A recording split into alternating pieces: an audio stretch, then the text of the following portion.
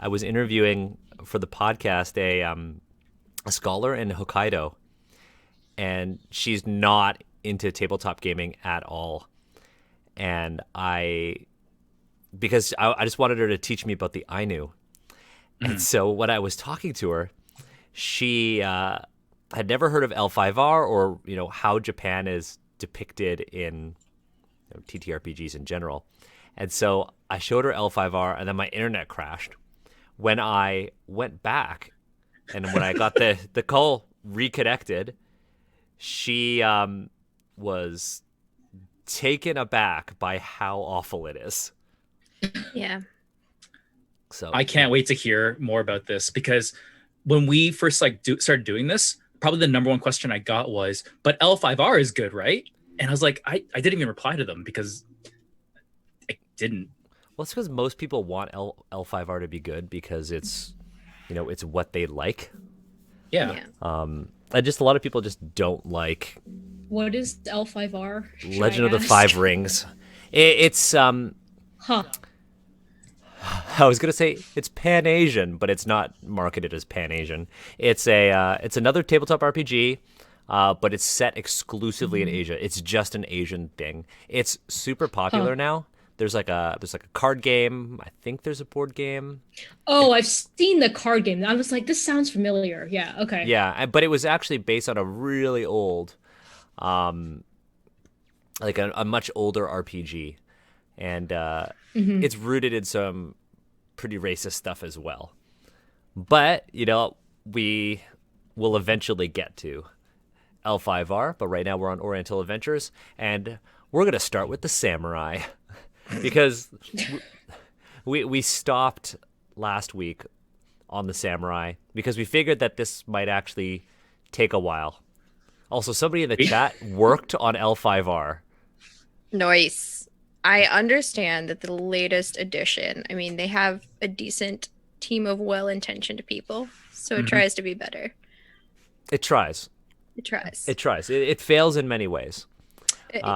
Before we dive into Samurai, should we do introductions? Because we do have two amazing guests with us. Yes, Oh, we don't have to. That's fine. We can just fucking dive into it. Cool, no, man. Steve does a really good job of curbing. See, I was like, Steve should join us because Steve's so enthusiastic, and then Steve does a really good job of curbing my enthusiasm just because I'm like, let's go. I know everybody here. Let's just start talking. But the audience doesn't. Steve, you're right. Let's do introductions. Steve and I are joined by two amazing, amazing people and the Hello. first guests of this stream, because next week we got two other guests. Let's start with Jess. Do you want to introduce yourself? Why you're What's up? awesome? What's up? Debatable, but trying. I'm Jess. I use they, them pronouns. I go by Burst of Hope on Twitter. And I don't have anything to plug for me. I just exist. I'm here. I play some games. I shout out some people. No, you're very active on Twitter. You're awesome. We got to meet at Gen Con last year. Yeah. And actually, you're one of the people that I want to bring back when we get into the martial arts part of this. You know it. I know. Down. So, you're going to be back for other streams, but you're pretty awesome. I have a really fond memory that involves you, and it wasn't even when we got to meet at Gen Con. It was I don't know if you remember this. Okay. But we encountered a really, really problematic dude on Twitter, and we engaged in a really long Twitter battle with him that resulted in him being like, oh my God, all I know is problematic. How could I change? And it ended really positively. Yeah, when it comes full circle, like that rare instance of like enlightenment, and you're like, woo, did we do a good thing? Very, very fond memories of that. So, we have a special place in my heart because we fought a long battle, and you'll be back as we continue to fight this battle against Oriental Adventures. Oh, I'm so hyped.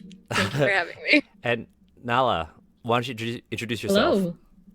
Hello, I'm Nala Wu. I go by Nala Wu on Twitter. That's easy. Yeah, Strong very brand. easy. Yep.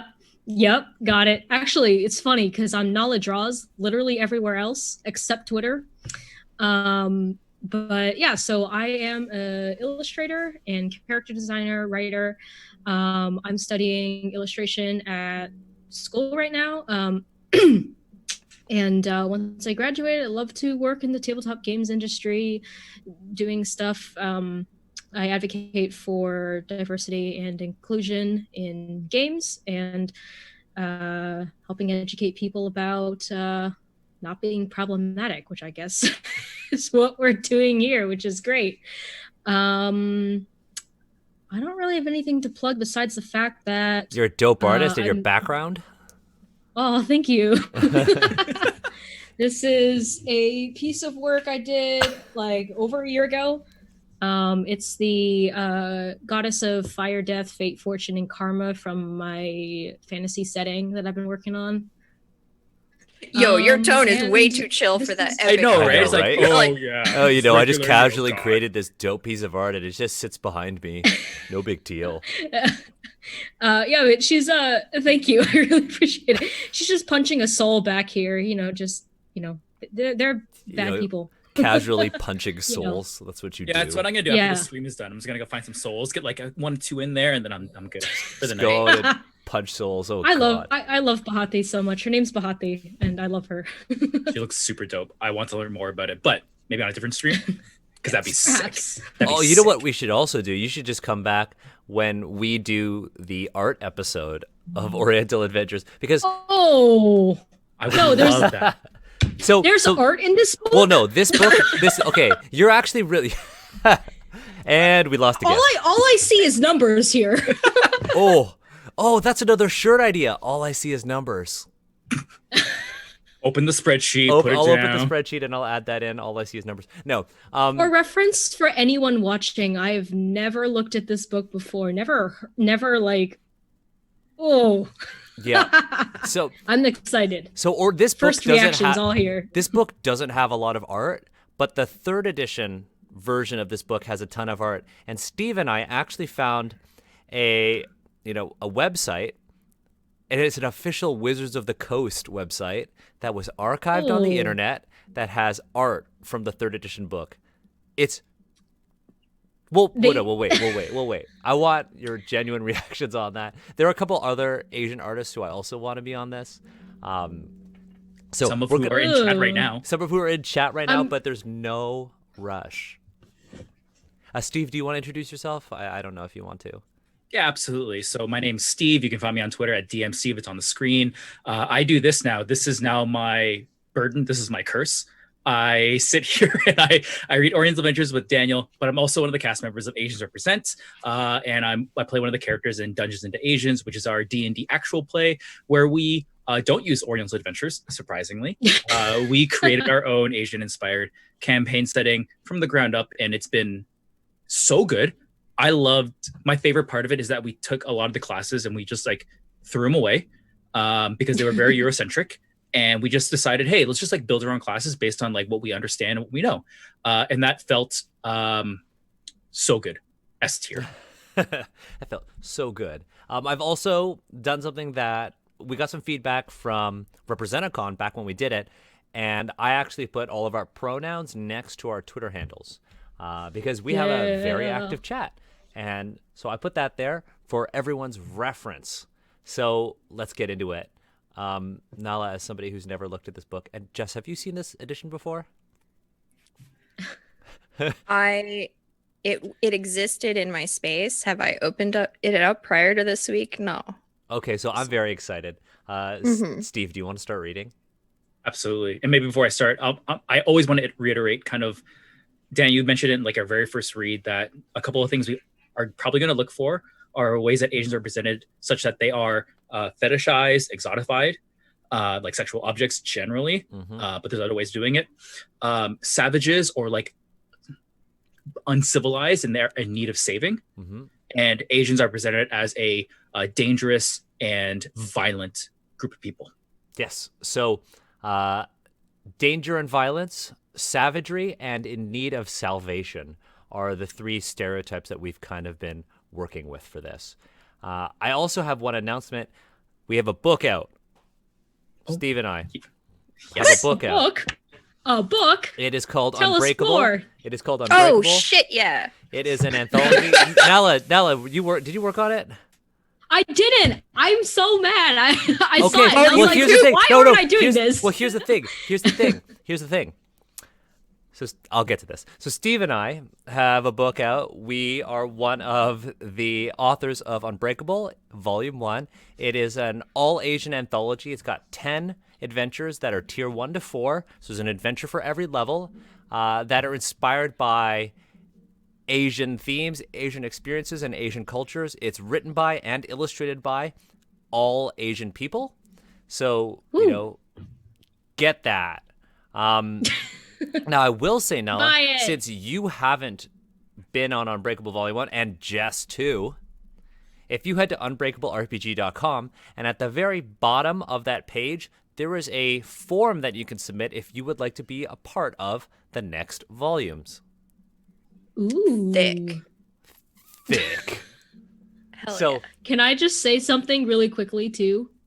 Yeah, please. Oh, I really want to be in chat, but you have to be a follower for like a whole day before I can type. So, hi AJ, I can't respond to you, but hi. That's on me. Hi, Let me go AJ. ahead and fix that. While I fix that, Daniel, do you want to kick us off on Samurai? I'll maybe? start reading Samurai. Thank you. Oh boy, this is going to be interesting. We're going to skip the table, so ignore the math. A samurai is first and foremost a warrior, one who lives and dies by his sword. Everything is very gendered in this, and it's very gendered. The prime duty of his life is to serve and obey his daimyo, lord, in all things. In doing so, the samurai gains honor and experience, increasing in power and importance in the world. However, Bushido, the code of the samurai, is hard and unrelenting. A samurai must be willing to accept his own death at any moment. Oh, God. There can be no failure for a samurai when serving his daimyo, for his only choices are to succeed or die in the attempt. If the samurai accepts these choices, he cannot fail, since death is not failure. It is the ultimate service a samurai can render to his daimyo. Wow. I'm And feeling some tension. That's I feel a like people want to paragraph. jump in. yeah, if That's anybody quite wants a to jump in, paragraph. please interrupt me, because this shit is, it's a lot. It's wild. To properly serve his daimyo, a samurai must be skilled in many things. He is routinely expected to know the use of the katana, sword, and daikyu, great bow. He must be adept at horsemanship. Ideally, he must also be accomplished in the arts. These include calligraphy, music. No, I don't know what that is. NOH. We should look that up. Poetry and painting. Indeed, these skills are almost as important as his combat training. A samurai character must strive for perfection in all these things, since they reflect upon his honor, the honor of his daimyo, and the honor of his family. And Steve cracks open Stella. Oh, a Stella. Because there's a big shortage in like what's available at the grocery store. Yeah. Oh, Okay, so no, I looked up real quick, is the classical Japanese dance theater. mm. So Oh, you think about like people who appropriate like geisha facial makeup, that's the word, and then like really flowy gowns and just theater dance. Oh, Ajay, that comment just cuts me. Ajay just said, all samurai have tiger moms. No. Confirmed. Where?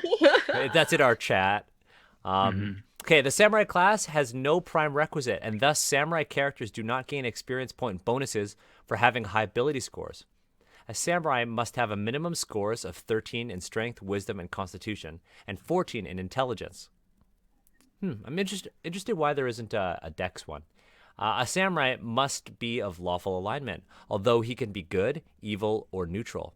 The samurai fights and makes saving throws as a fighter. What do you think about? Were you going to say something, Jess? That's it. So okay, I'm aware that these classes are essentially just reskins of the classic classes, but that's okay, cool. Go on. It's a fine. lot. Yeah. Human or spirit folk samurai belong to the highest caste and are commonly of noble birth. As such, they gain a +10 bonus on their die roll on their birth when determining social. Yeah, there's like a whole table. We'll eventually get to that. I think there's a whole section on the caste system here, which I'm interested to get Which I've to. been very afraid of. I mean, interested in getting to, yeah. This isn't the only game with a caste system built into character creation. There's actually one for Europe called Harn, Harn. It's got the most detailed character creation I have ever seen. Like, I can't actually make a character without looking at the book and using online aids to actually make one. Like, you can make your character and then sacrifice things to give your character, like, STIs or psychological disorders in order to gain certain bonuses. It's basically like you can make a medieval peasant in the most stereotyped way possible. Like, oh, they're all disease-ridden. And yeah, it's a whole other beast of a game. It's got a very, very detailed map. And their core model isn't actually publishing big books. They actually publish big PDFs that you're supposed to print and then add to a binder. Yes. These are features? These are like intended?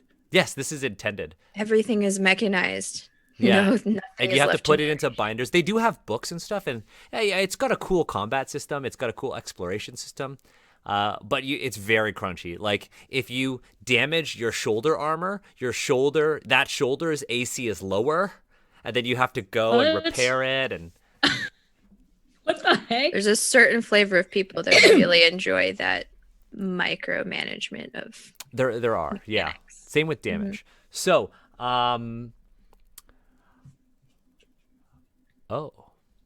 interesting.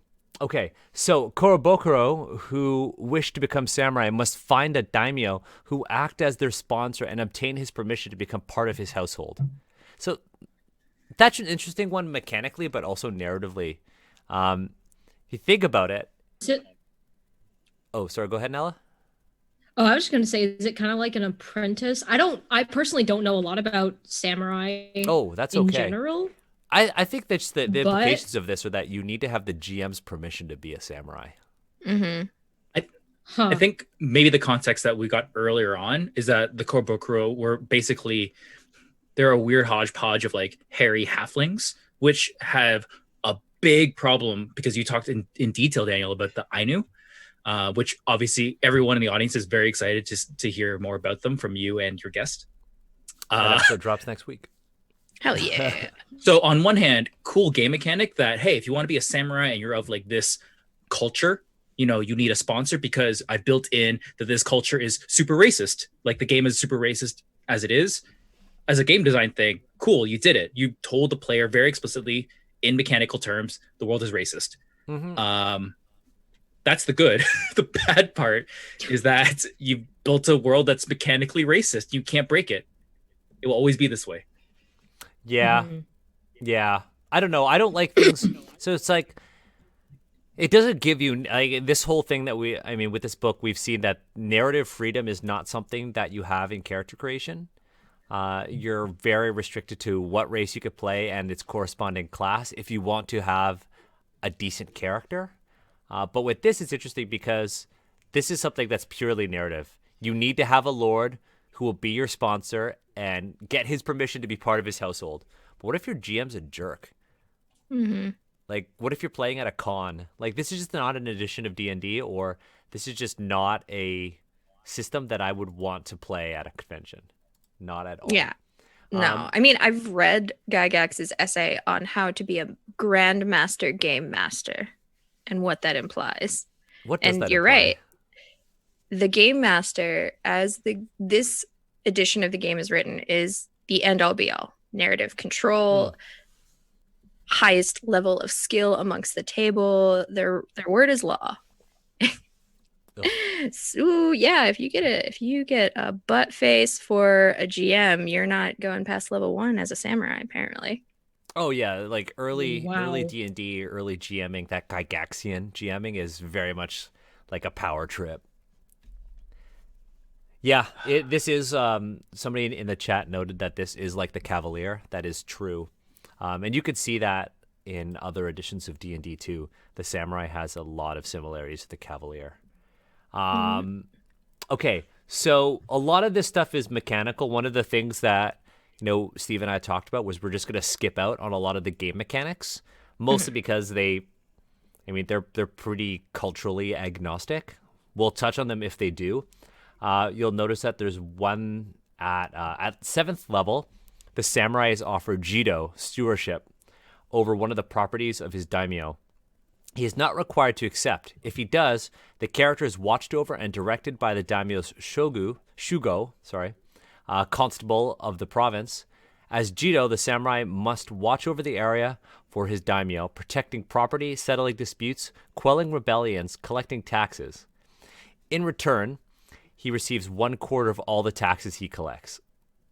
So, as the player, are you expected to just park your character in a spot, or like? Yeah, that's a really good way of putting it. How does that work with like D&D's whole like go on adventures bit? It kind of doesn't. It just like, from what I know about AD&D, and like I've played some OSR inspired games, but I've also played in one AD&D game that went on for like 2 sessions before we all broke apart because none of us liked the system. 3.5 was out at the time, so we were just like, let's not do this. There's a big component of leadership in that anything that you have to like maintain like this, you would delegate to your own Jito or whatever. I shouldn't say that. Jito is probably like appropriated from like the proper area. They've done a little bit of research here. But the idea would be like, oh, you have your charisma is this, therefore you have X amount of like followers. And there were some mechanics earlier on that were like very mathy. It was like, if your charisma is this, roll the percentage. These are how many dozens of people apply to be your like. They had like followers. They have that in other editions of D&D as well. I mean, even 5th edition has rules for that. Except the 5th edition's rules, they have really hard-coded rules for having like squires and stuff like that. They came out in the Dragonspire Peak adventure. That's the new solo adventure, the new intro box. Okay. Is actually designed for 2 players, a GM and a single character, who would have followers. So there are rules for that in 5th edition, and there are some hard-coded rules in 3rd edition. There's actually a feat called leadership. But yeah. Let's see. This, though, like, you're kind of right. You kind of park your character, or you make the story about you. I actually got to sit on a panel with Ed Greenwood. What?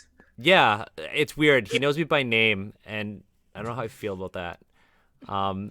We used to sit on a panel for the past 6 years. We've sat on the same panel at Fan Expo, except for this past year because I think he had like heart surgery or something. And every year he talks about his home game, which is very interesting. His home game is well suited to this kind of mechanic. What his players do is they are actually so knowledgeable of the Forgotten Realms that they actually gather around a table and it's just like, so what do we want to do today? And it's actually very collaborative in a sense where they're just like, hey, we have this property. Let's go out and collect taxes today. Or let's go out and there was this bandit issue. Let's go deal with that. And then he responds to them. It was really interesting. And this 7th level samurai ability kind of lends itself to that style of gameplay where it's just like, hey, I've got to watch over my land. Y'all have like a house here and I can give you land and we can hang out and this could be our base of operations. Kind of like that Stronghold guidebook that was like an unofficial D&D supplement that came out. It was like kickstarted and it's available. It's widely available now. Yeah, I mean, it's easy to see like where they built from in terms of wargaming and what is considered fun in wargaming, and that micromanagement of like, this is my land, these are my people, and I have mechanics that I get to unlock with handling those things, right? I'm doing this series on my Patreon, and it's called Anything But D&D. And in one episode, we actually talked about the history of D&D, and a lot of the games that inspired D&D were, well, obviously all war games. But when they started to introduce narrative into D&D's, like what would be D&D, it was very free flowing. very free flowing. And then Gygax was like, I like rules. Okay. Let's see. So circling back to like just reading these walls of text, right? Like it's unpleasant in general, but what blows my mind is that this D&D supplement from back in the day did enough research to insert all of this Asian terminology. And honestly, it's more terminology than I ever received in my American history class for world history. So you're like, Daimyo, Bushi, Samurai, Jito. And I'm like, these are interesting and they make you seem like you're educated, but they're clearly not contextually. Yeah. You're lucky you didn't do the races with Steve and I. Listen to them. I don't want to know. Oh, you listen to Banala. I haven't looked at it. I haven't looked at it. I haven't looked at anything except what we're looking at right now. I think the big thing to examine with the samurai is how they handle honor. Or if they handle honor and what honor looks like in D&D. I think that's a big question. It's like what is honor and how does it work in the game? So obviously the samurai has kiai, and we've seen that in other things here. But here on the second column, they say Bushido, the way of the warrior, is a difficult road to follow. At its center are the principles of honor, loyalty, and courage. Some of the basic beliefs of this ethic are: the samurai is obedient to his lord. It is a samurai's right to protest against bad judgment or orders from his lord, and death is the final protest a samurai can make. The samurai is ready to die at any time. There is no such thing as failure, only death or success. To die in the service of one's lord is the greatest service a samurai can render. No dishonor can go unavenged. Dishonor to lord or family is also dishonor to the samurai. Mercy is not due the enemy. That is a very weird way of saying that. You don't show the enemy mercy. All debts, both of vengeance and of gratitude, are repaid. Cowardice is dishonorable. So, see, like, go ahead. I don't have a problem with that flowy, poetic layout of code for samurai if and only if you had gone out of your way to do that for a paladin. Yeah, they didn't do that in 5th edition for the paladin. The paladin does have its oaths, but previously in like 3rd edition, the paladin was far more restricted. Like you had to be lawful good, and there was a lot of stuff there. I don't mind this depiction of the samurai. I think a big thing about it is that they are really trying to paint the picture of that, I would say, the idealistic samurai, the samurai that you see in art, the samurai that you see in movies. But in reality, I suspect that the samurai weren't all like this. It's like chivalry, right? We know that the knights of Europe were not all the greatest dudes. Like, we know that, and the samurai were no different, right? So they say that failure to do so will result in the character losing his samurai status, becoming a ronin. The ronin is a samurai without a master. He may have disgraced himself and have been expelled from his daimyo's service as a consequence. He may voluntarily leave his master's service, especially if he must perform some act that would normally bring disgrace to his lord.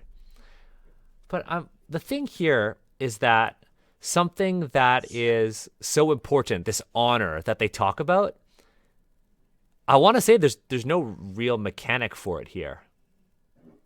No.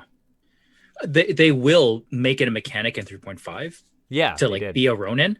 But even that didn't really like go to any satisfying end. I'm not spoiling like the next 40 sessions we do where we finally get to 3.5, but it is very strange. Yeah, it's odd. It feels at odds with like taking narrative control of a game versus delving into the rules and mechanics of the game. Like, this is all narrative flavor, and there are no, like, it's very selective, like where the rules are in place and where the framework is. And this is just, idealistically, all samurai have no sense of self, 100% honor and preventing any dishonor and loyalty. And you're just like, Mhm. That's not an interesting character. Well, this entire samurai is just what white people want a samurai to be.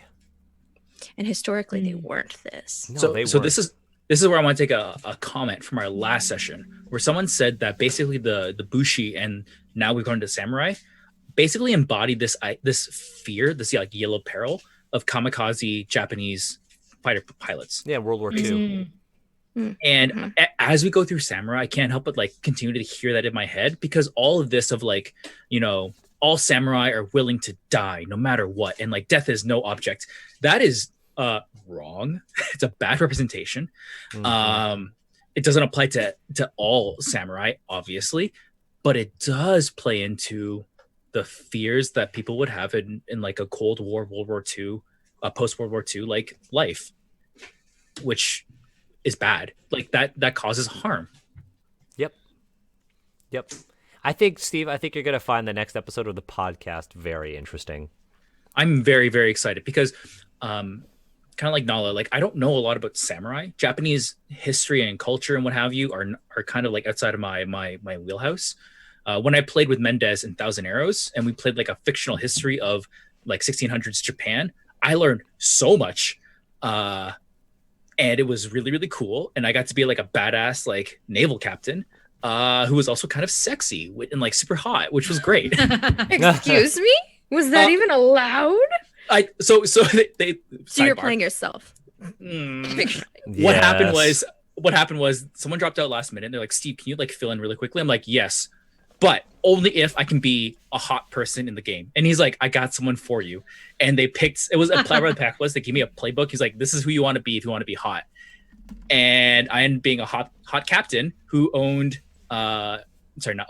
a whole bunch of battalions who were Japanese Marines who would jump into the water with full suits of armor, like full plate mail, swim to other boats, climb on the boats. They were bulletproof because muskets couldn't break their armor, and kill everyone on board.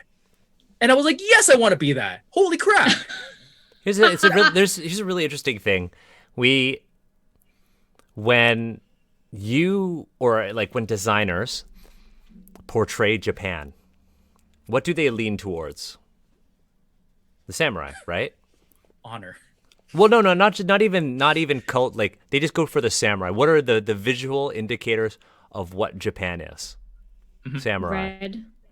samurai, red, and then you go to honor. But I'm talking about more of within like the D&D sort of setting. Feudal Japan is indicated by the samurai. When you think of Europe, you think of like knights. When you think of China, you think of Shaolin monks or like Three Kingdoms stuff. When you think of like, I don't even want to go into the stereotypes, but one of the things that we pointed out in the interview that I conducted was that yes, the samurai were there. They were very, very different historically than they are portrayed in like media, like games. But there are also a lot of different cultural groups in Japan. And one thing that, works like this and L5R do very poorly is they portray this idea of a homogeneous Japan, that it is culturally one culture. Monolithic. It's monolithic. We are all the same. In 1986, there was actually a prime minister of Japan, and he proclaimed that the nation of Japan has been of a single culture for 2,000 years. Despite the fact, in the 80s. Oh. And this got a lot of blowback from the public. The Japanese government is honestly pretty bad. Like they didn't acknowledge the Ainu as an indigenous peoples in Japan until like 2018 or something like that. It was crazy. Wow. Yeah, it's crazy. So like, while like I don't think there's anything objectively terrible about the samurai, I think when people see a book like this or see a game about Japan and they only see samurai and they don't see that the diverse cultures of Japan, I'm like, this really sucks because there's a lot of cool stuff. Like, could any of you name a maybe fantastical but at least fictional depiction of Japan that shows another culture that's not a samurai? I don't know if I could name one that is a samurai. Oh, burn on me. See, it's hard. Yeah. It's either like straight to like cyberpunk futurism or ancient samurais. Yeah. I got Big Hero 6, which isn't even like Well, actually, one of the characters in Big Hero 6 is Ainu. Who? who? I forget. I know that one of them is. Not a main character. Not a main character. If Okay. you're looking for Oh. Ainu main characters, have any of you ever read or watched Golden Kamuy? No. Never That mind. sounds familiar, but it does not. Super good. Have any of you ever? Oh, I know. But if you're okay, so if you're in the chat and you are under the age of 20 or you're under the age of 25, you might not know this. Oh. But if you're ancient, like Steve and I, Ease up. Ease up. you'll know Shaman King. Oh, what? Oh no. I Who Shut is up. Ainu in Shaman King? Horo Horo, the snowboarder, is Ainu. What? Cool. Yeah, he's very proudly Ainu in Shaman King. Shaman King, very, very quickly, was like kind The of like dopest kind of anime ever. I want to rewatch It was an it. anime about like kids having like battles with like spirits. Think of Pokemon, but instead of having like a team Pokemon that you would sleep in your Pokeballs, you had one like spirit you would summon, which is actually a really cool idea. It was cool. It was really different at the time. It was like unlike anything I'd ever seen before. But one of the main characters is Ainu, and is coded as very Ainu. But there are problems with that depiction because he's Oh, depicted as a country kid who is not very modern, and that's kind of the Ainu are seen as hunter gatherers. There is a really good manga that's set in the contemporary world that deals with the Ainu in a very respectful way. It's called Silver Spoon. It's by Hiromu Arakawa. I fucking love Silver Spoon. Silver Spoon is like make you cry. It's so good. It's like, oh, you don't have to go to a big high school. You don't have to do what your parents say. You just gotta find your own path. It's like the most. You show up for a cooking anime and you get hit in the feels. You get. They do an entire story arc on pizza and they just punch you right in the soul. It's so good. But Hiromu Arakawa, she actually wrote Silver Spoon and Full Metal Alchemist, grew up on a dairy farm in Hokkaido, and there's a story arc. Hokkaido is where the Ainu majority of the Ainu live right now, and she grew up on a dairy farm there, and there's a whole story arc where the kids actually learn about the Ainu. It's really cool. But enough of that. Let's move on. Shukenja. so That's a word. I would No, love. that's not the for one of our Sohei. guests- That's not the Sohei. It's not the Sohei. We're gonna protect our guests from that. But would either of our guests like to dive into Shukenja, which is their kind of like Magic Asian, monks. I guess, cleric? Monks. I will hella read this if you Okay, do it. want. Okay. Let's see. A Shukenja is a wandering priest or monk who has accepted a life of hardship and poverty. This self-sacrifice, combined with devout religious beliefs, places the Shukenja outside the caste system. Outside meaning like above it, beyond it, just irrelevant Slightly to to We the don't know left. yet. We're not at that table yet. We're not at that table yet. He is treated with respect by all members of society, from samurai to peasant. In return, he normally gives aid, both spiritual and physical. Phrasing. And Physical is- aid? Yeah. Hey, baby, give me some physical aid. Like a medic, right? Like a medic. Oh. And gives instruction to those who desire or need it. Oh, Wow. man. While he has some training in fighting, his choice of armor and weapons is limited. His main power is the spells he can cast to enlighten, aid, and protect himself and others. So minimalism by choice, but mechanically by force. Yes. Got it? Okay. Yes. Don't fight. Just stand there and heal me. Ew. That's what that character is. Support. A Shukenja's principal attribute is wisdom. To become a Shukenja, a character must have minimum scores of 12 in wisdom, 9 in strength, constitution. Characters with both wisdom and constitution scores of 15 or greater earn a 10% bonus on all experience points awarded by the DM. A Shukenja must have a good alignment, although he can be lawful, neutral, or chaotic. Okay, so we'll ignore spell bonus and spell chance failure because we don't need that. Right. So we've got probably next column over is the best way. I mean, what do we think of those first two paragraphs? I think it's honestly just kind of boring. It is. It's just you're that wandering monk who helps people out, and that's all you do. That's really. Yeah. Ugh. Why would you even party with, or like join a party of like adventurers, which is obviously the point of Dungeons and Dragons, because it's Dungeons and Dragons. Yeah, it almost feels like this is an NPC mechanically. Yeah, like, but if this you is have someone you meet. If you have shitty wisdom, your spells will fail 20% of the time. Perfect. Everyone loves that.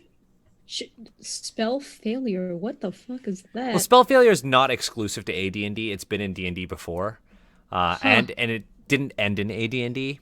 Mm-hmm. For instance, in 3rd edition, if you were a magic user, like a wizard or something like that, well, you also had 3 different armor classes in 3rd edition D&D, which I liked. I liked it. You had your regular armor class, your flat-footed armor class, and your touch armor class. If you were a spellcaster, you attacked people's touch AC because it doesn't matter. You just have to hit them without going through their armor.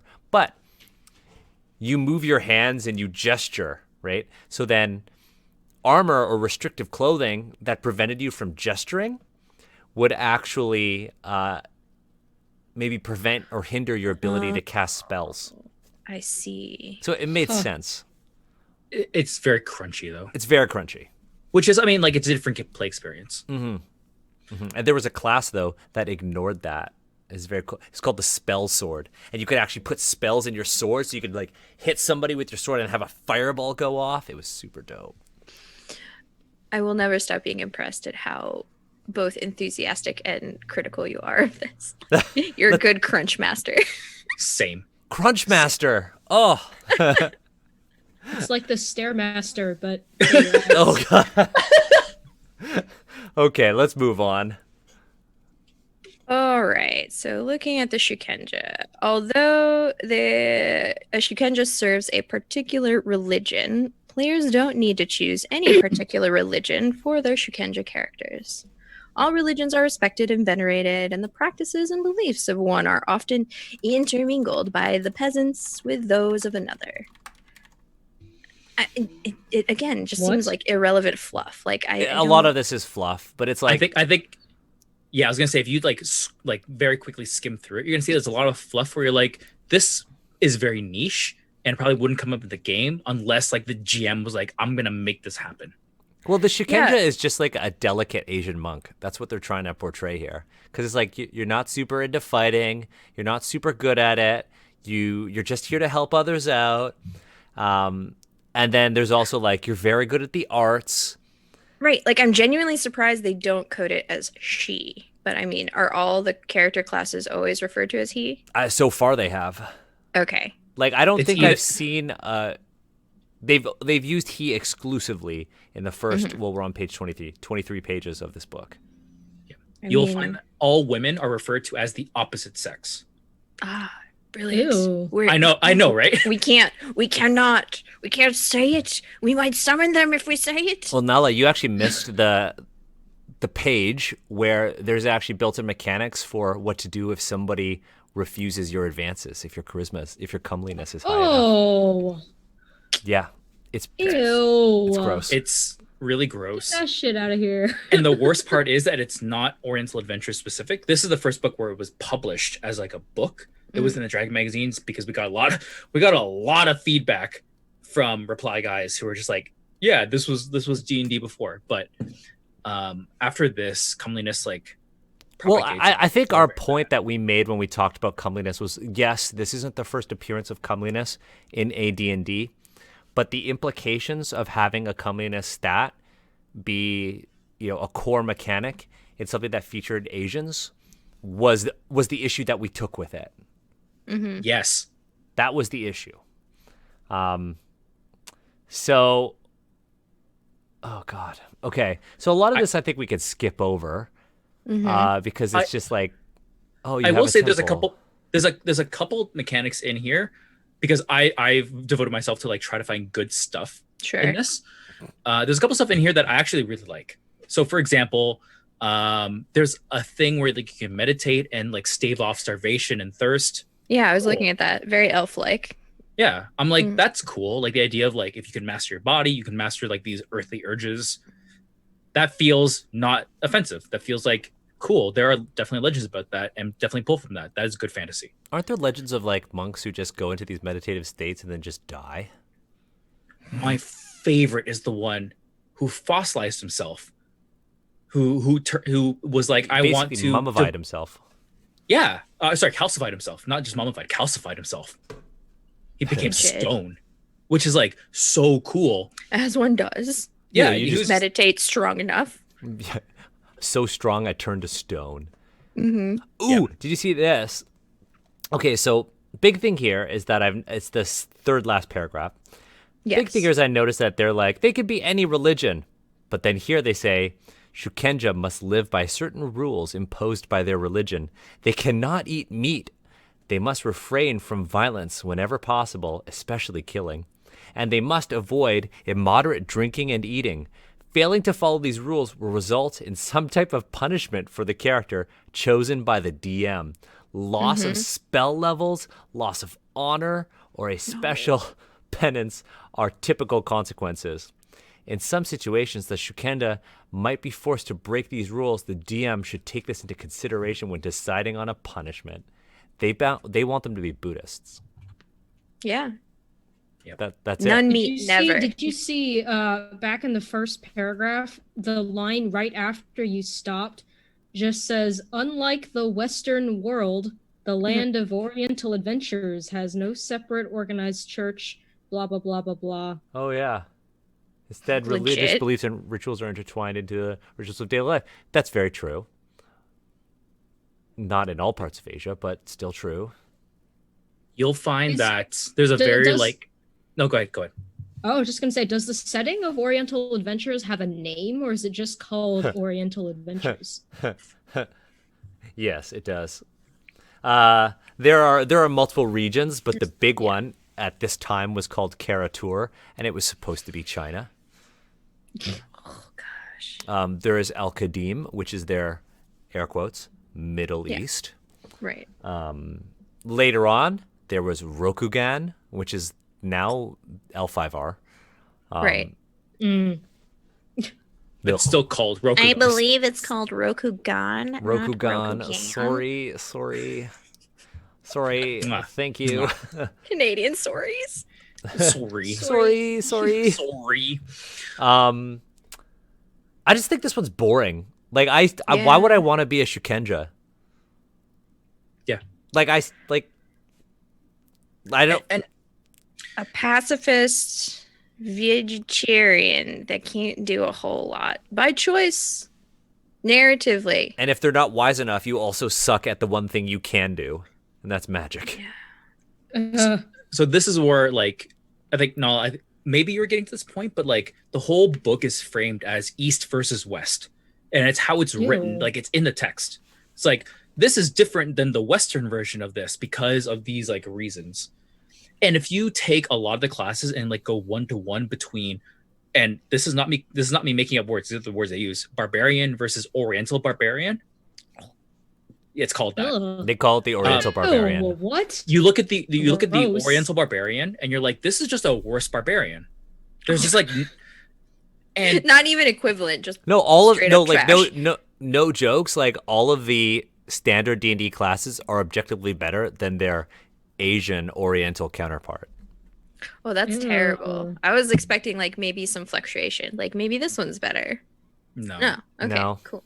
Which is like Ew. you can see what they're trying to do here. They're trying to allow you to be a white savior. They're codifying it in the game itself. That's how it's designed.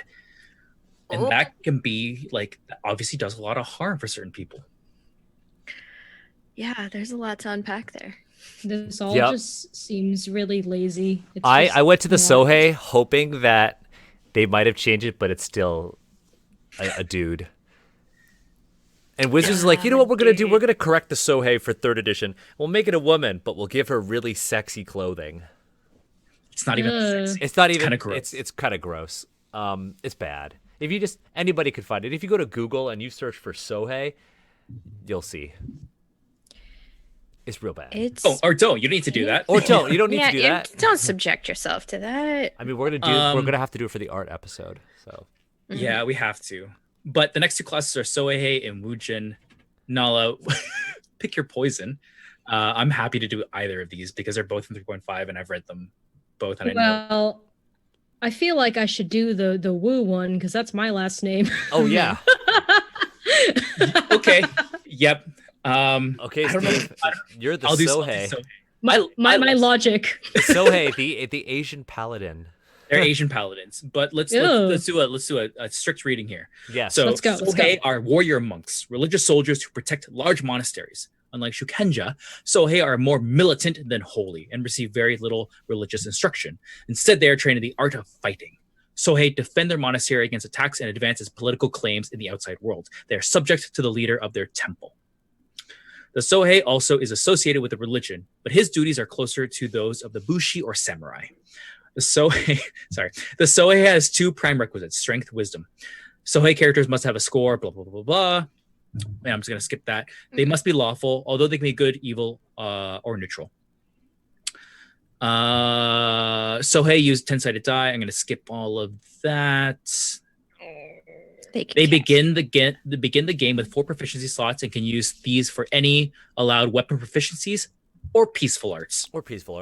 So, peaceful art. This is still very much just art. This is just a lazy paladin. Yeah. So then we have weapon of choice, which is like an AD&D thing. It's mechanically kind of cool, but narratively boring. You pick a weapon and you just are better at it. Well, you know what's interesting? That they gave you the freedom to do that with the Sohei, but then with the Kensai, that like the Sword Saint, they're like, you can use swords because you're called a Sword Saint, but you can also use other weapons, which is kind of stupid. They should have just really leaned into it. Mm-hmm. Agreed. I will read the 3rd level ability because we saw something similar with the Bushi, who could like DBZ power up. But for the Sohei, at 3rd level, through religious training and practice, can focus his ki power. Knowing that he is among the chosen, this fills his body with berserk energy and disdain for his own life. I hate that. Oh, this condition. Well, that's that barbarism. What the heck? That's that barbarism. But they use the perfect word in the next paragraph. Fanaticism. Oh, I didn't get there, but that's oh. Right. Anyways, I'm gonna finish this and then I'll let you jump in because I'm selfish and I want to finish reading this. Go read, Steve. Finish. This condition lasts for 1 turn and can be done once per day. While in this state, the Sohei gains 1 extra attack per round, improves AC, increases movement, gains an additional to hit, damage, and saving throws, and can dodge and deflect missile weapons by making a successful saving throw versus breath weapons. So they have a different kind of DBZ power up, which is, I think, greatly encapsulated within the word fanaticism. They're just so that this really plays on that idea of, the Japanese soldier in World War II who just won't die. Yep. Or the samurai who just won't die, but then they just put like a religious sort of skin on it, but nothing about them are mechanically deeply religious. They have some spells, obviously, but it doesn't make sense. This kind of shit is just like, yeah, they're fanatics. You know where this ability you saw this ability in 3rd edition, Steve? In the Frenzied Berserker, which was an orc, a barbarian, but you had to be an orc. Yep. Oh no, I have Grumsh. Had to be an orc. Frenzied Berserker was a barbarian prestige class where you could actually have an ability where when you go into a rage, you cannot die. And so as a player, you would basically get yourself to be super powerful, to the point where when you rage, you can't die, you tank all the damage, and then when combat is over, you collapse and die, and then the cleric just resurrects you.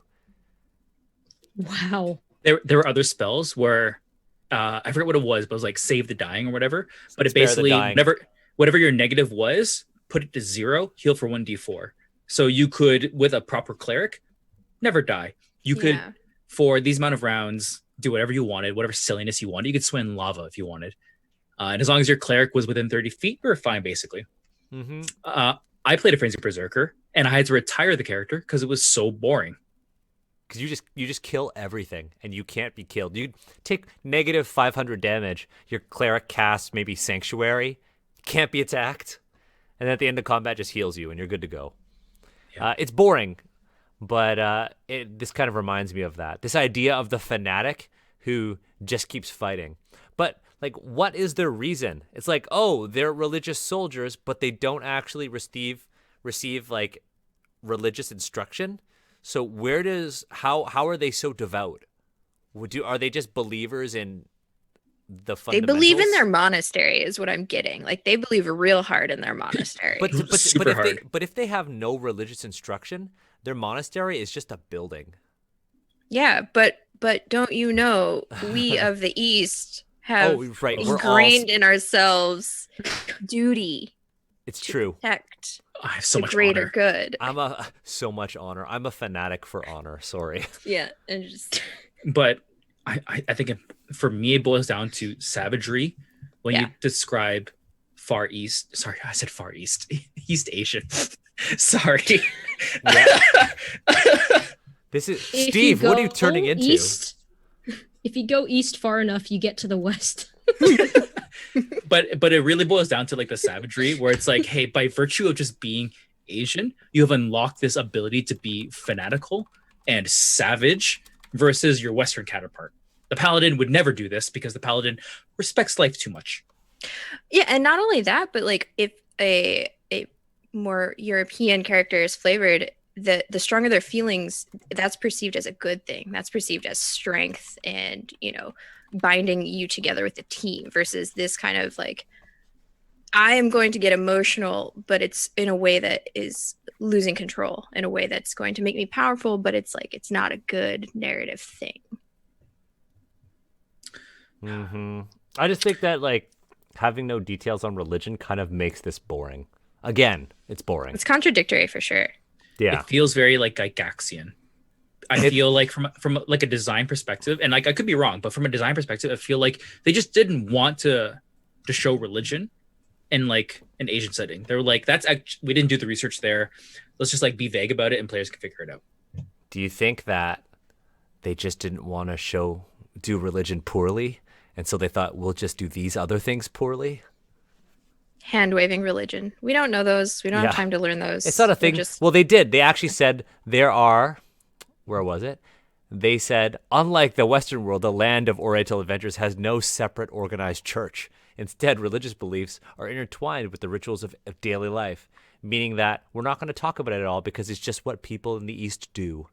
We're all I feel like religious. I feel like also it's kind of painting the richness of the various different religions in Asia as like, it's just kind of like, they don't exist. We're not going to talk about it.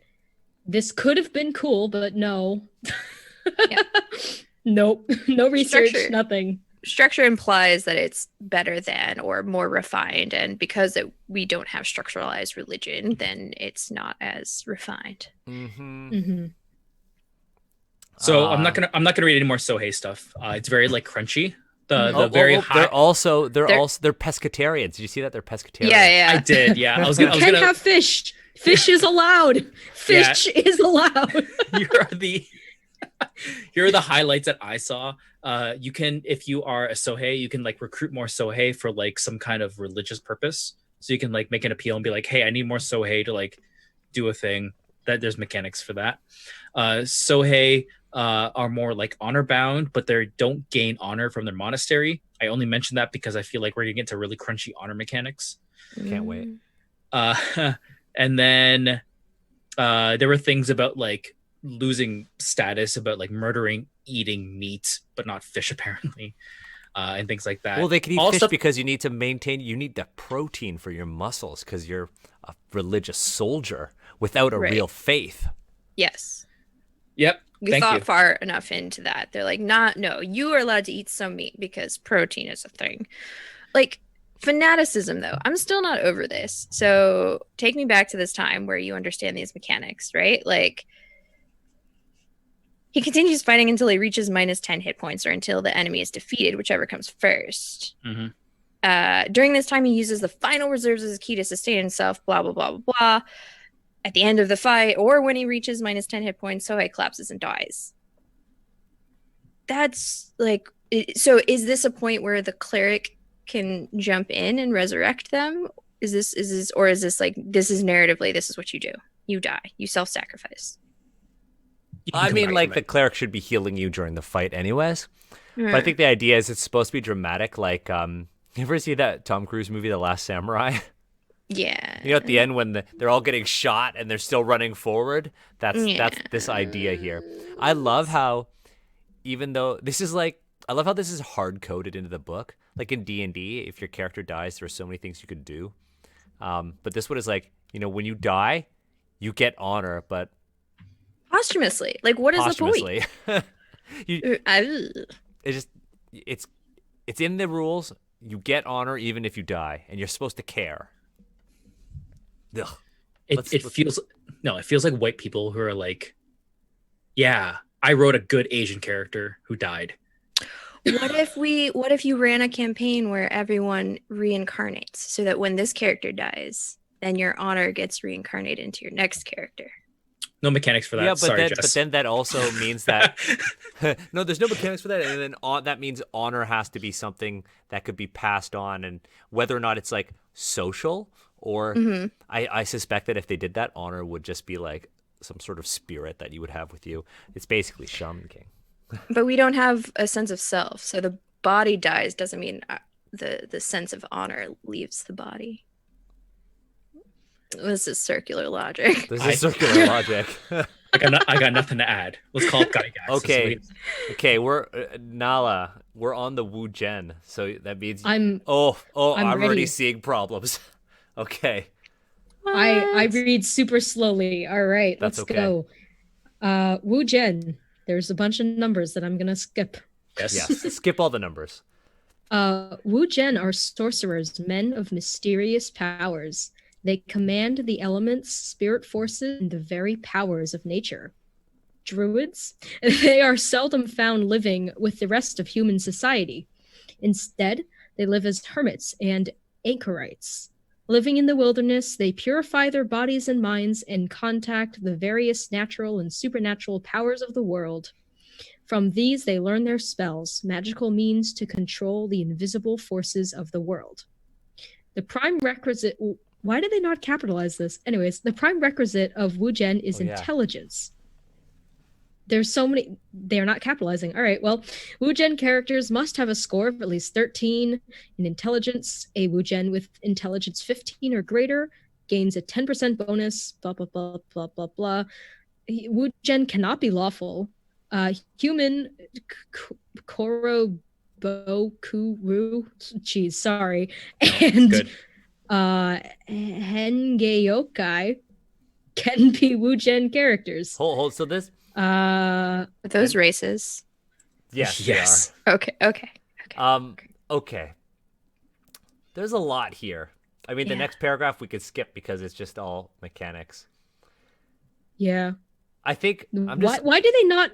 So capitalize? I love how you're. That's the thing. You're gonna. I don't. They're just mysterious forest shamans. Like this is like the ultimate. Like I'm I'm a mysterious Asian in the forest with a big mustache. It's a druid. I stroke my mustache. And I have very little HP. First of all, very little HP. A D4. That's like that's some like. That's ew. Because you can't hit me. I am a shaman. Yeah, because I live with nature and I have spirits. This is that idea of magical, mystical Asia, where can't touch me.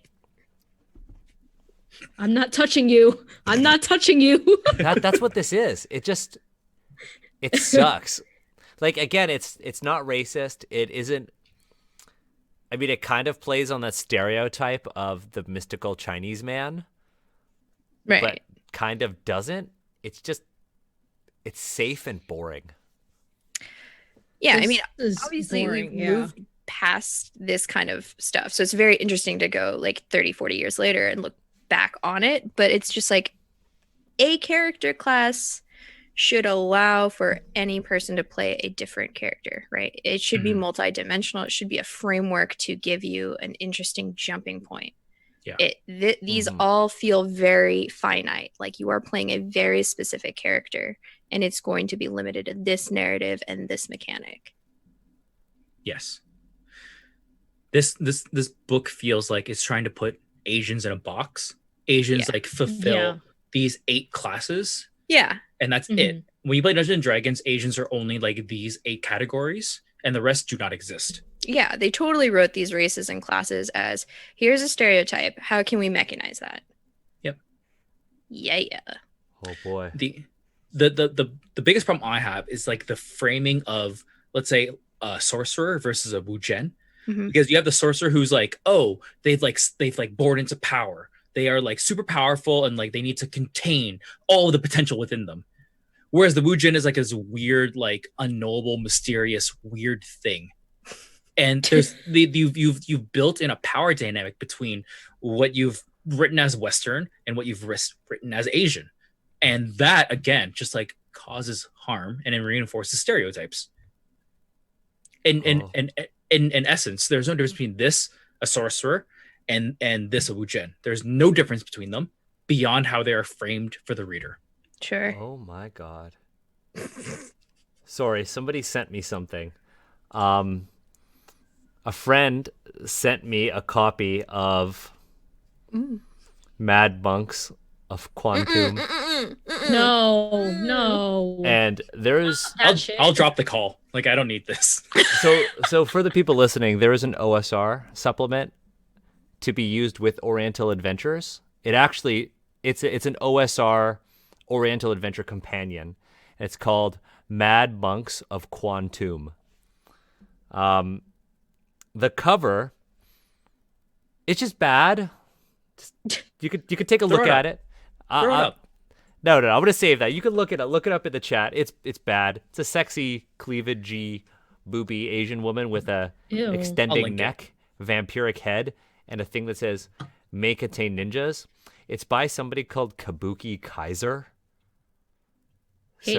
I looked up Kabuki Kaiser because it's right. Kabuki Kaiser's name is Patrice Kabuki Kaiser Crespi. Is that their legal name? No, Kabuki Kaiser is their nickname. Pen name. I'm going to say that I don't want to say they're not Asian. I don't want to say that they're not Asian. But they've worked out some really good OSR stuff, and honestly, this is upsetting. Internalized racism is a hell of a drug. So we'll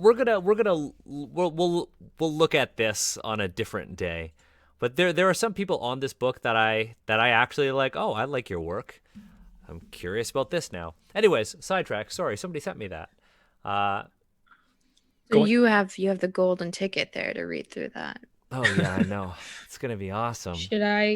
Where should I pick up? I would go to page 26. Like I would skip the next skip the next step because it's just what do you mean you don't want me to read spell level 1 dash dash dash dash dash dash dash dash 2 dash dash dash. I'm thinking no. I'm thinking there's low value in that. I think. But I would say in the next paragraph there is something really cool.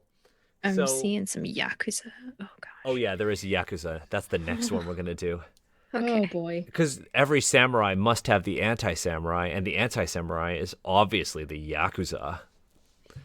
I think it's the last section, the first column, the left column of page 26, that last section. The taboos? The taboos, yeah, I know. They're not concerned with honor, but they have integrity. You have to operate under special taboos that do not affect other characters.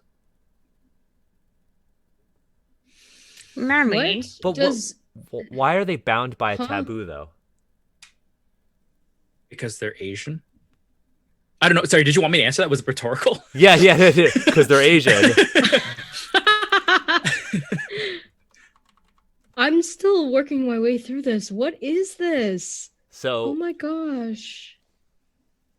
A taboo is so I love how can't eat not eating meat is like a really big thing for the past couple of classes. All the religious classes are can't eat meat, but they're not saying what religion this is. How come they didn't put like lactose intolerance? Because so many of us are lactose intolerant. I know. I don't think they knew that. I don't think they know that.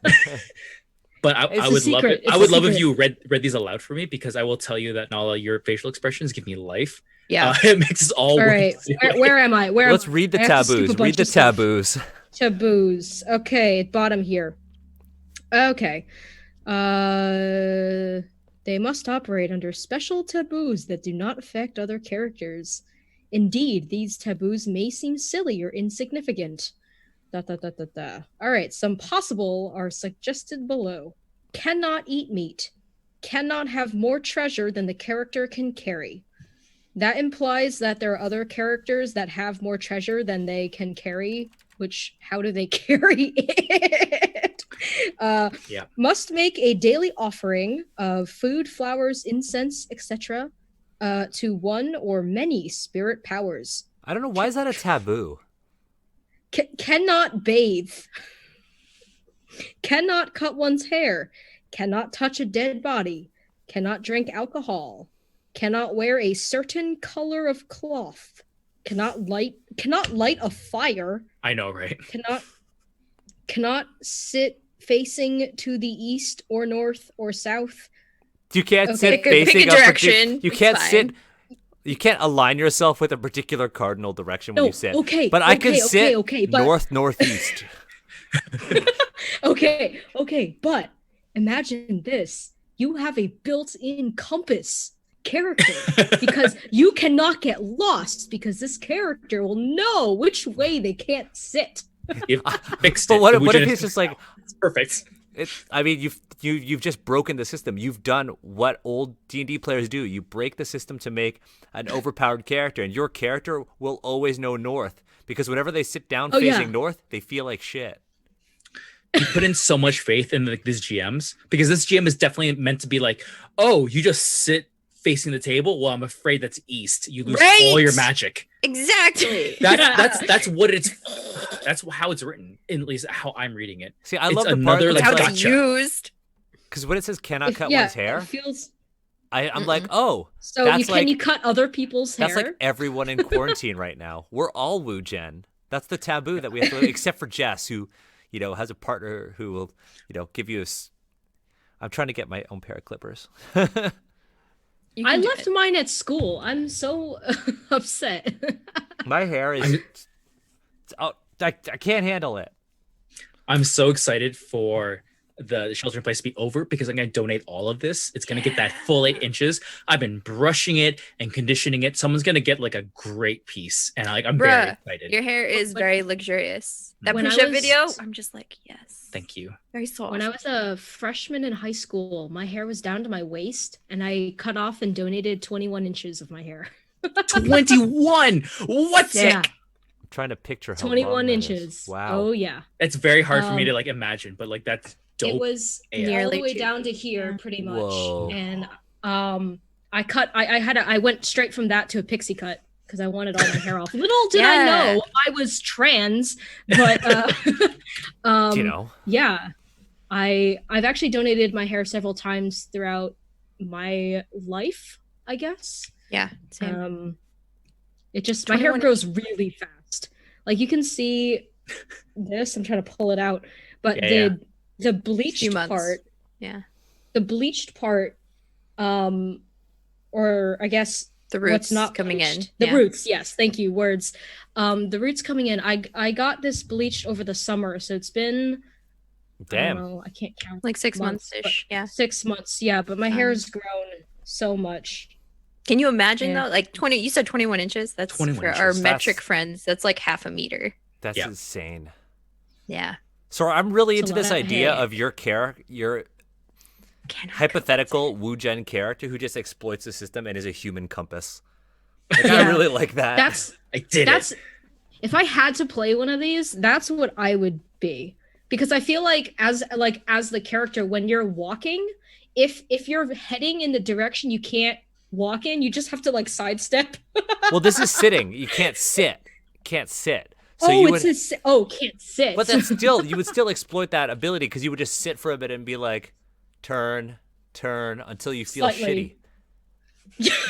It makes me squirm. It does, like, that's a concept that makes me feel uncomfortable given like how like Japanese, like how Eastern it is, and then you're thinking about, well, Muslims, it's very important to pray in, I think, to the East, right? So it's like it's no, they have to that on a face. They dime. have to face. Mecca. They have to face Mecca. So it depending depends on on where where you you are, are. that's where they face. Yeah. Right. It just feels, that feels weird. That feels like a very diluted thing that they took and was like, that's a taboo that you should have. I think diluted is like the best descriptor of that, because like facing Mecca has like very, very personal like implications for it. And like when someone speaks to you, you're like you feel excited about it. This feels like a stick to hit someone with. Right. Well, here's the which thing. is disgusting. There are no clear rules on what you lose. So again, it's up to the GM to be the arbiter of punishment. It also doesn't like, so there's a question in the chat. And it was like, do you gain anything? No, you just have to do this.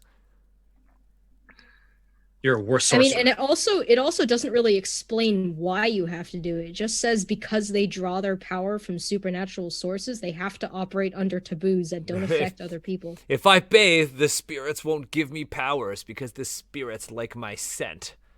Is this like Ew. And the worse my scent gets, It's the more weird. powerful I get. Oof. That's it. Is this like in response to the fact that Wujin aren't tied to the honor system as like I think thickly as samurai? Like this is their counterbalance, I think guess. it's like, I wouldn't say it's a counterbalance. I would just say that it's their way of saying that Asian characters have to have some sort of strict code. If it's not honor, it's this, right? It's very much like, oh, all Asians experience some form of crippling guilt, and that's what this is. I think even just crippling, because even if you go back to the Bushi, who we like decided were basically bandits, which is a weird name for a bandit, but even then, their whole like crippling thing was that they're poor. Yeah. So it's like the Oriental barbarians, your crippling thing is that you're just like less good at fighting. Yeah. So Wujin are sorcerers that are narratively very elemental, right? Like the very 5 elemental. elements. They're like sorcerer druids. They would be the Sorcerer Asian equivalent to the druid, but a druid is a very European thing. Yeah, Nala mentioned that. And then with the violations of these taboos, they take away your spell slots, or your ability to know your spells that day, or It doesn't It say. says Loss of spells. Loss of spells. So if I sit east, I suddenly forget how to do something, or I get sick, or other evil events. Evil events. I am an evil event. So that is my gender. That is my gender. Gender of the day, an evil event. An evil event. Oh, Yep. Oh, this was a trip. this is great. Oh, there's more. Is Yakuza the last one? I think the Yakuza is the last one. We're gonna finish this. Oh my god. Alphabetically. Okay, I'll read this one. Okay, here we go. 0 to 2000. No, I'm not gonna read that. I will say thus far, if I had to pick one of these classes, I would play Wujin for sure. Oh, I think it'd be could the most jokes, because we'd be like, okay, so question then, what would be your taboo if you were a Wujin? Oh, I would do. I'm asking you too, Steve. And if I was your GM, I'd be like, do- oh, you're a Wujin, you're not allowed to work out. I would be cannot eat meat, and I would find all the weird pescatarian like weird loop arounds around that and just make my GM's life a hell. I would do the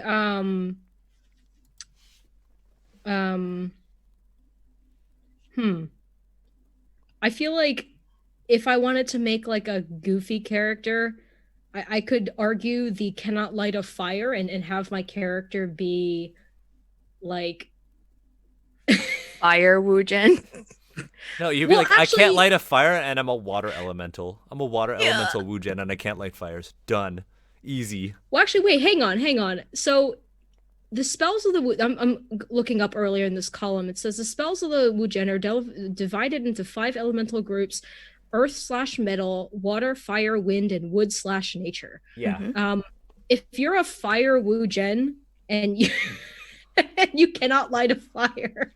I love that. Well, because the Wujen is based on the Wuxing, like the concept of the 5 elements in Chinese culture. Like this is an overtly Chinese class. Yeah. My taboo, because it says cannot wear a certain color of cloth, I'd be like, I can't wear anything other than gold. I only wear gold. That's me. That's my Wujen. I live in nature, but I only wear gold. Otherwise, the spirits won't give me my powers. You get an evil event. I think I would definitely have to make the daily offering, but it would definitely be to many spirit powers and like maybe all wood spirits. And so like literally every 10 steps, I'm like, wait, hang on, guys. Just offering time. Every leaf. You have to give an offering to every leaf you see. Peace be with you. Well, just made traveling in D&D interesting because that's all you get. That is what your character has to do. Offer things to everybody. Mm-hmm. The Wujen is just kind of stupid. Like, there's so much potential to do something super dope, but it just sucks. It's a bit unfortunate, and I'm honestly though, I'd play the human compass. That would be my character. The human compass, but you have to stop to figure out where you're gonna go. I like that. Okay, you have to sit and and test it out.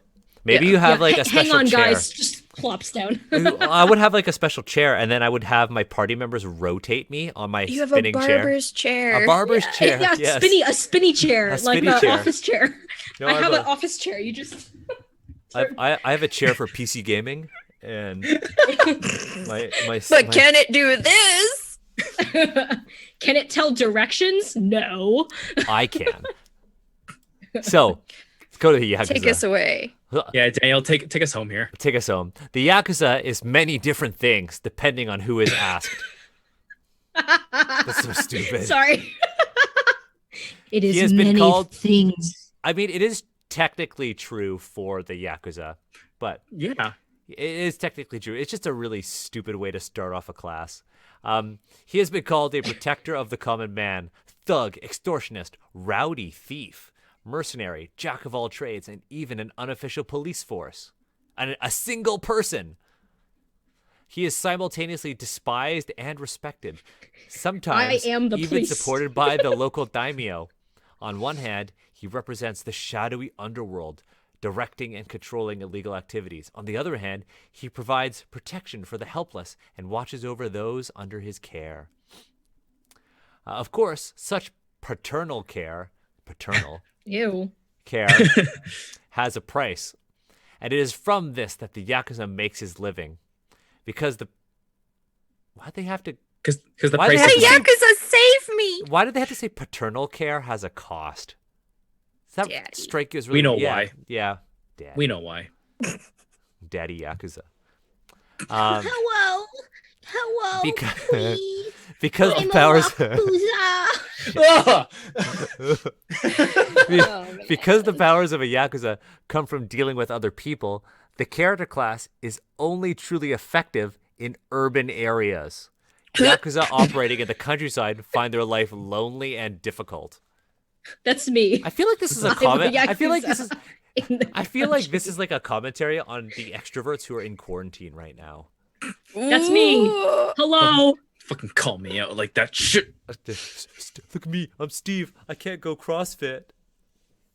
I'm sorry, Steve. I know that's hard for you. It's very difficult for me. I'm sorry. I know that's hard for you. No, it's good. Kick a guy while he's down. Dang. Down probably doing push-ups because Steve's swole. Hell yeah. This is really stupid. Also, Steve, we're both wearing very Toronto outfits. You're wearing Toronto. Are we? Are you wearing your Raptors? I'm wearing my Jeremy Lin jersey. You're Jeremy Lin. I love that jersey. That's great. I don't even like basketball. Brand. There you go. I don't even like basketball. We but, you know. didn't even plan this. Yeah, I know. We didn't plan this at all. I'm wearing. Talk to you about our outfits next week, Steve. Trans T-shirt. Nice. Good branding. Good branding. Okay. Oh, that's actually really awesome. Skip. they're basically a rogue. They got a D6. They're a They have the rogue? following thief So weird. abilities. So they're It like is weird they're a they rogue. are many things. They are daddy. They are Ugh, daddy bad. mercenary, daddy extortionist, daddy Right. thug, thug daddy. Ugh. It's bad. Have you ever played Sleeping Dogs or Oh, any yeah. Yakuza game? Yo, Sleeping Dogs, first of all, I'm going to correct you there. Not Yakuza. I know, but you get that flavor of this is a bad guy in a gang who's here to do bad things, but also protects people that matter. Oh, Right? yeah, Like that 'cause- moral compass of Because like Wei conflict. Shen, played Honor. by Will Yun Lee. Yes. I love Will Yun Lee, first of all. Yes. That's okay. You should. Oh my God, what a man. Sorry. William Lee's great. Sleeping Dogs, for those of you who are in the chat right now or watching this on YouTube later, Sleeping Dogs is a wonderful game that I feel like a lot of people did not play or skipped out on. Sleeping Dogs is basically GTA in Hong Kong. It is fucking awesome. It's very good. They're actually making a movie, and the titular character, Wei Shen, is going to be played by Donnie Yen. Of course. So My man. I know it's all about them triads. The music was awesome. They had some really great Hong Kong hip hop artists on it. It is really good. And you know who, is. from a martial arts perspective, do you know who they got to consult on the martial arts? Well, they didn't get an Asian person, but they got George St. Pierre. Oh, nice. I thought was neat. nice. Why are Okay. you like literally full of all of this semi-useless knowledge, but useful in this context? I don't know. Oh, I know. Semi-useless means it is useless. So there you go. It is useless. I don't know. I just have all this information because I don't like to sleep, and I just read and read and There's a lot to Taken. unpack there too on terms of Asian stereotypes. you know what? He does Yeah, it while practicing violin and playing piano and studying to be a doctor. and avoiding lactose. That's boy. me. You're a lactose intolerant Asian. The rest of Yakuza looks kind of boring. It's boring. Am I Mhm. misreading It's like this? you could investigate, you could learn, you could basically case the joint. You have all these thief abilities, and you can gather information. I'd like to use my thief ability of move silently, please. Mhm. You I know feel what? like there in was an shadows? opportunity. Like, I don't think Yakuza, if we look at it independently, should have had a parallel, like already D&D presented class. And they were just like, let's just jam it into the thief. Well, it's so to make I apologize, all white people. It is to help all of the non-Asian gamers understand Asia, comprehend it. Right. To associate and feel closer and understand. Honestly, like the Yakuza is the most disappointing of all of them. Not because it's racist, because honestly, it's the least offensive of all of them. Mhm. I think the thing that upsets me most about the Yakuza is that it is such a wasted opportunity to make a really cool bard fighter rogue, Yes. right? Because if you've ever played, because you mentioned the Yakuza games, like the characters in the Yakuza games, like they're just bards who could fight real well, Yeah. right? Those are And fun games. Those are really fun games, and I would have honestly loved if I were to play a character in an Asian game and I had to choose from these classes by name. I would totally make one of the characters from the Yakuza video games in D&D. Yes. Big wind up punches. I think that's kind of like my biggest problem here is that by using the word Yakuza, certain people are going to think certain things, and then they're going to read this and just be disappointed. And then they're going to realize that Dungeons and Dragons is not the game for them. Right? Or at least this thing, this This amalgam, thing. is not for them. It's for someone else who very clearly like has a very specific idea of like what the Yakuza are. And that is gatekeeping. Yeah. Yeah. Comparatively, I mean, they like straight up in the text is like, it's not fun if you're not in the urban setting. And I'm like, 90% of the time, your D&D adventure is not in an urban setting. Let's go hunt dragons. Sorry, guys, I'm a Yakuza. I can't do anything here. But I would love to be like, I could see like a kind of like criminal kind of gang Mhm. like, a game where you're all part of the Yakuza and like there's like a lot of complexities in that, and you live within those complexities because obviously you're outside the law, but also like you might be attuned to like the people, and like you might be wanting to help them, and like that's a really cool tension. Am I a criminal? I think if A multi-class. a hero?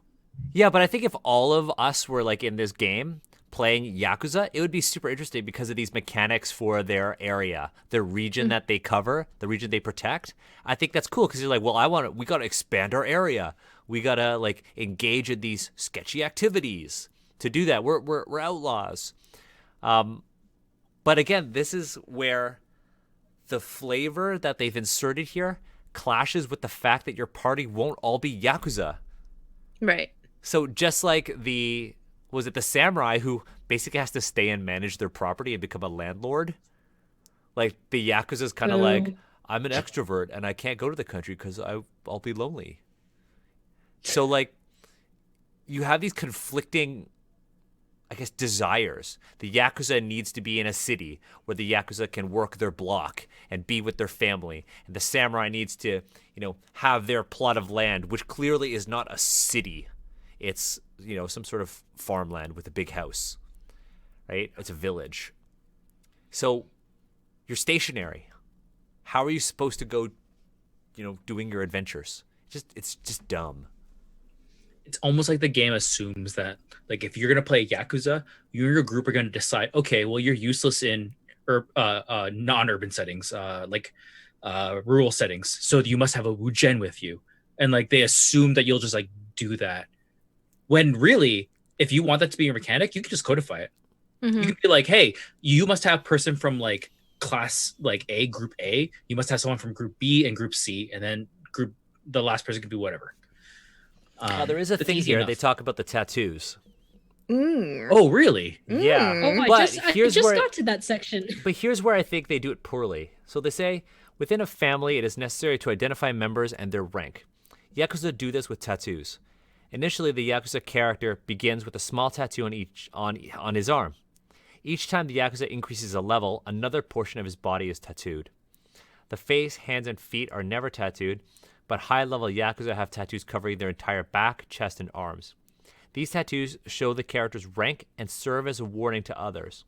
Accurate. Everyone knows, accurate. Everyone knows what these tattoos symbolize and quickly learn not to bother such a person.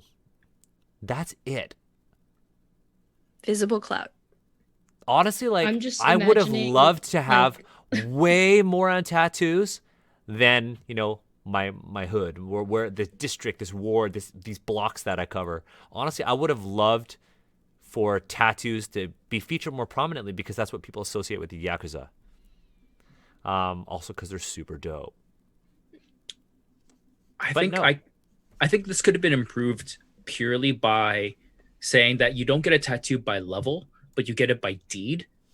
And I think that is just like way more That's too narrative. That's Oh, I'm so sorry. No. Sorry, Steve, too narrative. Too narrative, sorry. Stop looking for stories in Dungeons and Dragons. Stop it. There's no stories here, only numbers, only math, and only... There's no story, only math. Yeah. I'll wear that. It's a t-shirt. Make it a tank top. That's a t-shirt. That's a t-shirt right there. I'm going to actually add that to my t-shirt spreadsheet right now. So, like, thinking about these classes... You have a t-shirt spreadsheet? Yes. Yeah. That's fantastic. That's the phrase. But, like, looking at these classes and trying to think of it in a more, I guess, positive light and thinking about, we're building these classes in the sense that everyone likes to have fun by essentially micromanaging some part that is uniquely theirs, right? Like, giving it's fictitiously giving you power where all the power is with the GM. So I feel like the Yakuza one is pretty boring where it shouldn't be when you have like ward districts and blocks and stuff to be in control of. I honestly would just want a whole game where we just play as Yakuza. To be honest, like that's what I'd rather want. It sounds cool. Yeah. It could be cool if. Are you working on like a mafia like RPG? I am. Oh. Sorry. Am I not? You spoiled yourself. Sorry, Nala, you're working on one. Sorry. I mean, I'm not doing anything. Okay, well, I'll just shut my fucking mouth. Talk about a poker face. What? Nala, what are you working on? Oh yeah, I'm working on a queer mafia RPG. Hell yeah. That's super cool. It is. It started as a passion project. Mainly because I had a character and I was like, okay, what if this character was a mom words. I have a character for another game, and I was like, what if this character was a mob boss? And then I was like, holy shit, this would be awesome. And then I started writing and collaborating with some of the other people who know this character very well, and we started building a world. And then I was like, I think this would be really cool if I could make an RPG out of this and take what is possibly like, if you look at like normal mobsters, what is a very like cisgender, hetero, white man kind of genre of things, and make it super queer and inclusive, and exploring the idea of found family through a group of criminals and people who are seen as like outcasts bonding together, and also being gay and doing crime. That was my big draw to it. Just be gay, do crime. Like, yeah, I'm in. That's the working name of the game right now, but I don't know if I could come up with something better than be gay, do crime, because I feel like that name is very self-explanatory. Like, oh, what do you do in your RPG? Well, be gay, do crime. If it was like be gay, subtitle, organized crime. What? Be gay, do organized crime, and then you're like, oh, very specific. Like, Be gay, commit tax fraud. That's a shirt. Yeah. I need that. I need that on a shirt. But yeah, so it's going to be a play-by-post. I'm developing the RPG specifically for play-by-post over Discord. So it's going to be really... I'm working on it. I have never designed a game before. I'm an artist. But I'm having a lot of fun, and I actually got one of my professors to approve this project for one of my term projects for my Foundations of Story class. So I actually get to do this for school, which is really nice. Yeah. I mean, a play-by-post will then be like an art installation once you're done. I'm just constantly being reminded of how my education sucked compared to everybody's. Oh no. Your education was a product of like a whole bunch of other history there. I know. So it's beautiful in its own way. But that said, all y'all in chat should definitely follow Nala. Yeah, 100%. Because I've been like scraping the bottom of the barrel for like any updates on this, because this is a really cool project. And I thank you. If I can like gush a little bit, because we're kind of like running into like the debrief kind of section here. Mm-hmm. I really like the idea of, especially now that we've read like Yakuza, I think it's very relevant. I think the idea of like this inherent class warfare of like the haves, the have-nots, those who are within like what is considered like the law, and those who are considered outside of the law, which in general is an arbitrary line, is a very complex, very meaningful story to a lot of people. And I think we need to tell those stories more.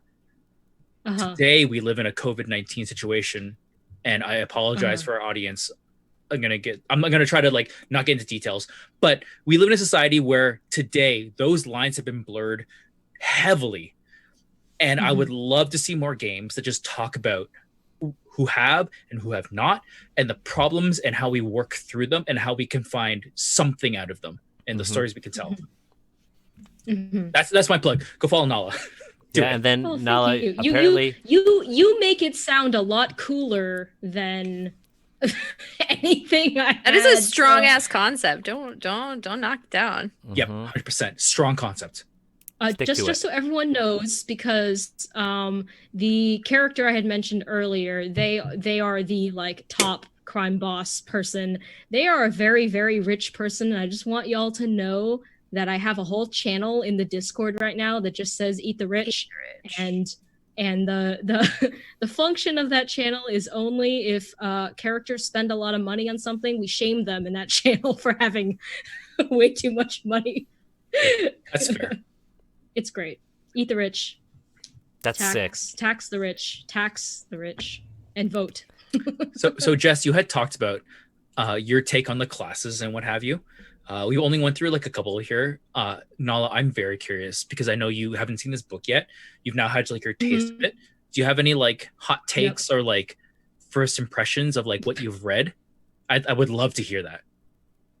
Well, I I was silent for a lot of this because I was trying to read. It's a lot to process. Read things. It's text heavy. It's so many walls of text, and I have ADHD, so it's really I just Word, rubbed, same all here. my eyeshadow. Anyway, anyways, you probably saw my face change as I was reading. Yeah. Well, I think part of my reaction is to the system itself, because I've only known D&D 5th edition. And so looking back at this and seeing how much math there is it's just like, I'm just a very narrative player. And so seeing this, I was like, holy crap, who would ever want to play this? I mean, like, I'm not going to yuck anybody else's fun, but like, for me, this isn't the game for me. But then on top of that, all of the classes we read today, they were just lazy and boring, and I feel like it could have been cool, but you know, you didn't hire Asian people to help you on this.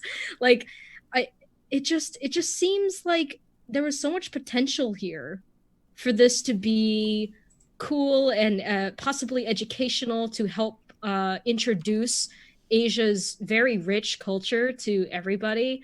But instead we got like this watered down bullshit that just only furthers stereotypes and the fetishization of Asian people, etc., etc. Daniel's highlighting stuff about sexuality and like relationships. Yo, fam, I also have ADHD. As he's like scrolling ahead to like, here's the next section we're going to talk about. They have... I'm excited. I scrolled ahead to the... They have a whole section on polygamy. I'm they have a whole intrigued. section on polygamy and Right, how it's legal in you know, Oriental Adventures, and there's a whole thing on caste and clans and families.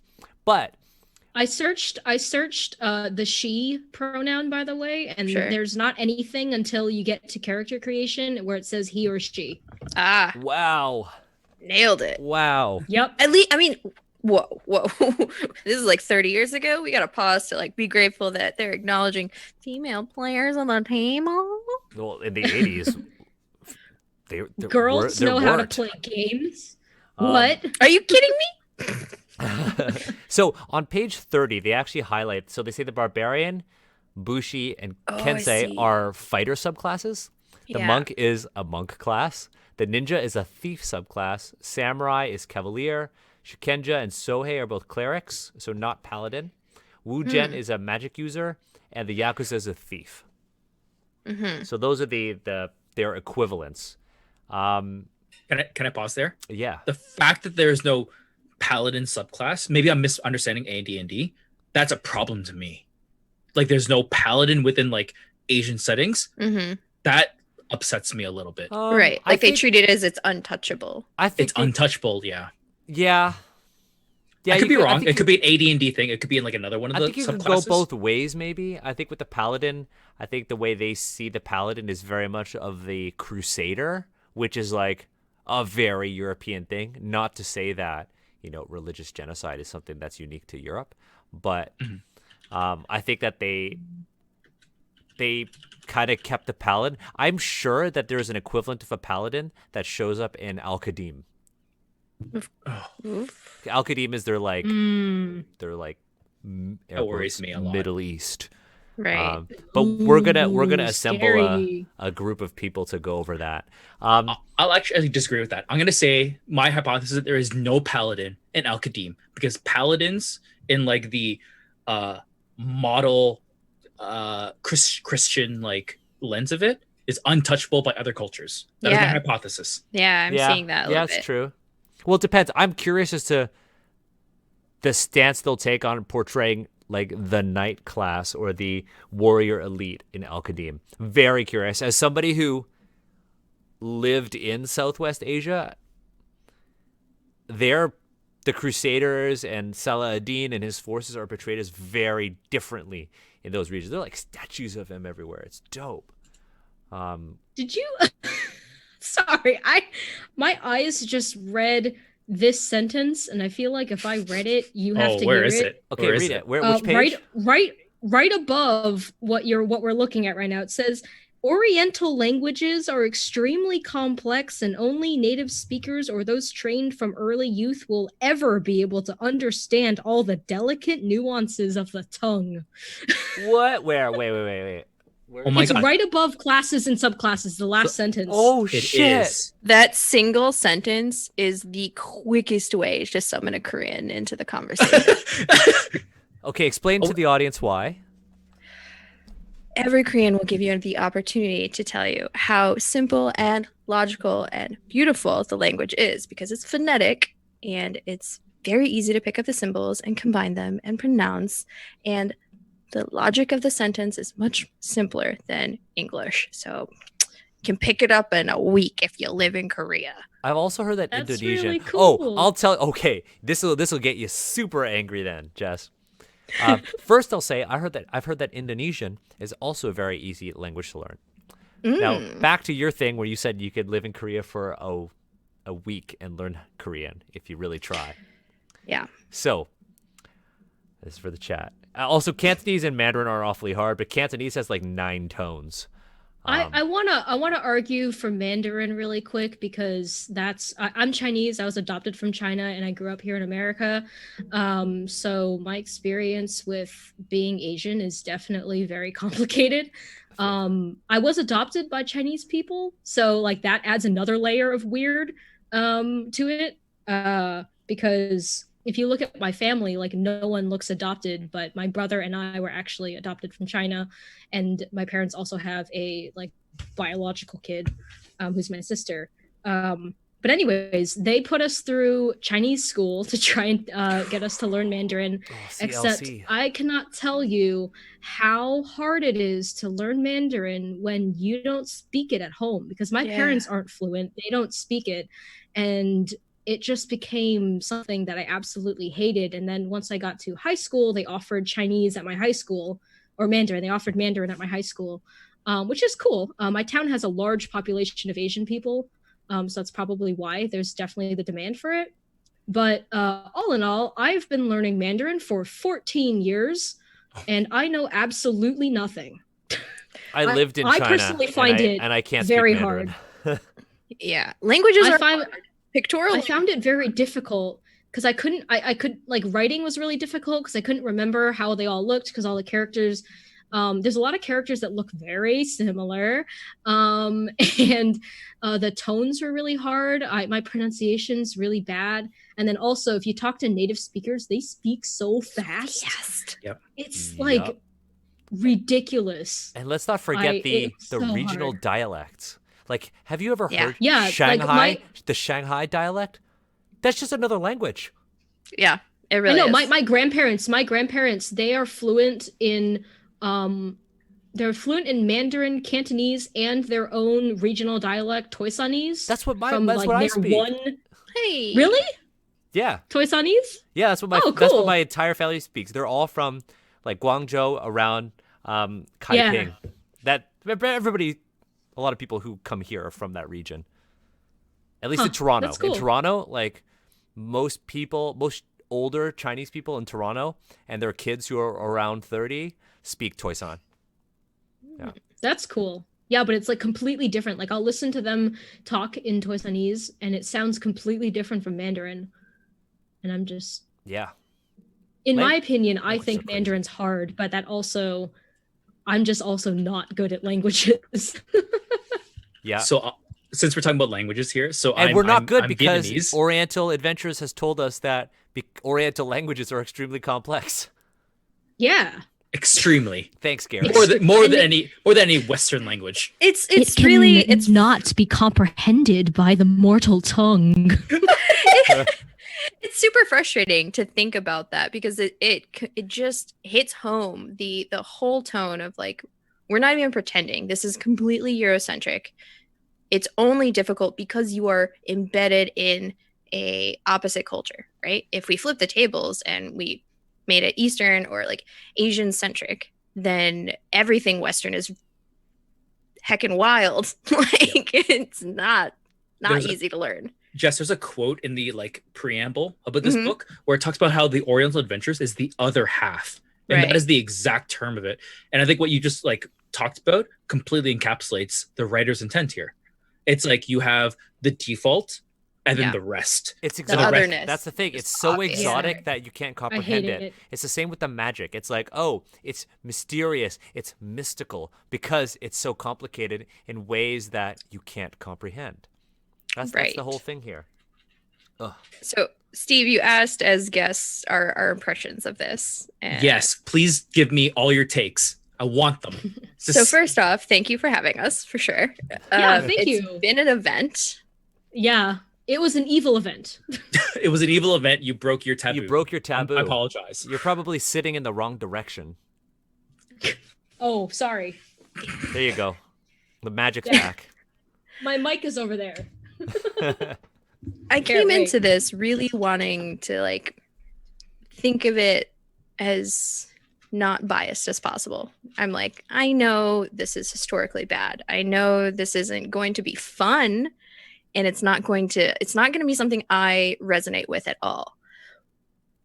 But it just coming into it this week specifically, when I am riding this high of reading the Unbreakable anthology and just looking at what it could be, I'm met with one positive note on how far we've come. This game book designed to have fun was written and structured were like essentially as a textbook, a very dry textbook. So that makes it inaccessible. And we see that with That's Nala and every Daniel. AD&D book. Right, 100% of the time. So like it's positive that we've come to a point in accessible graphic design and knowing what's consumable and what's easier to read. So like design of Unbreakable Anthology, absolutely beautiful, 100% readable. It's just I want to keep flipping through it.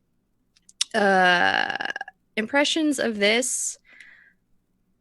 I genuinely would like to play these classes, but it would have to be with the right table and completely just trash mechanics. Like I would want to flip this on the table. I would be intrigued by it. I've suggested that a couple of times, that we actually just try to take ownership and try to play this.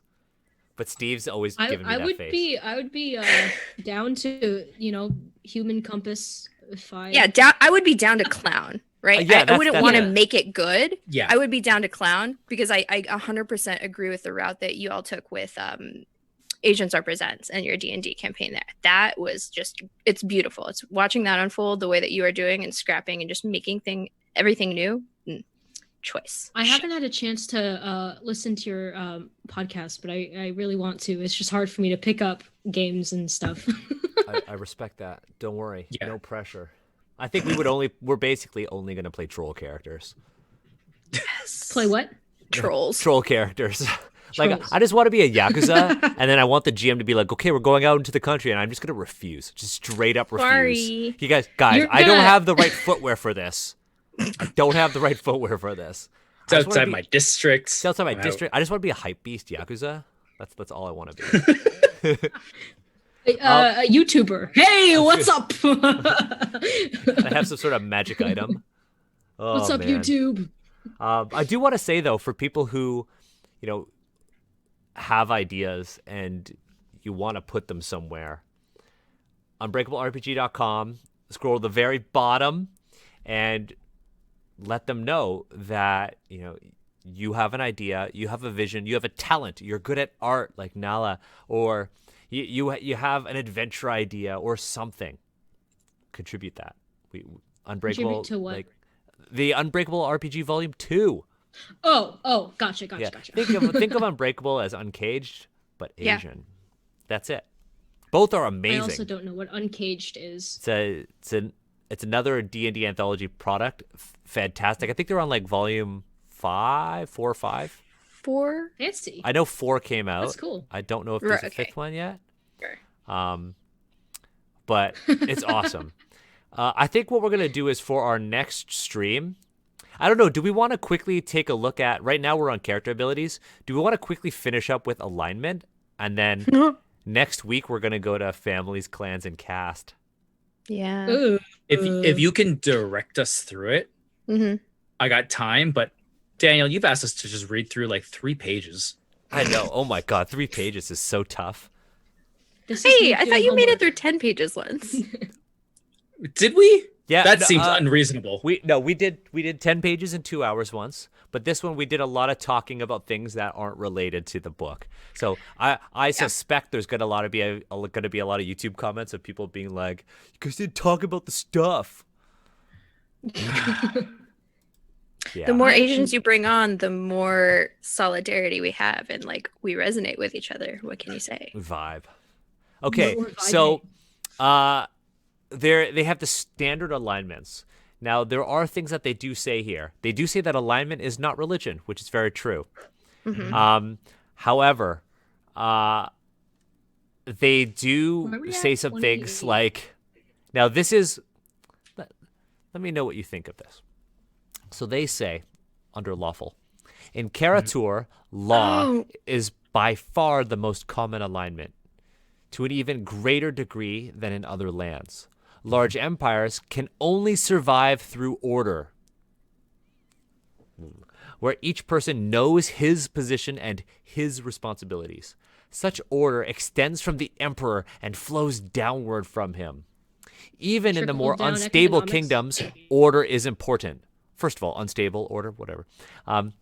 Lords gain their power through networks of vassals and allegiances. Without order, these kingdoms would split into hundreds of factions, and no lord would gain.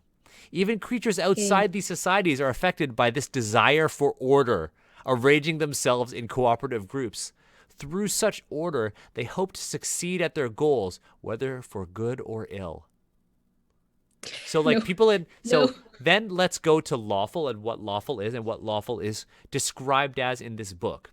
Lawful characters believe in the ordered structure of the universe.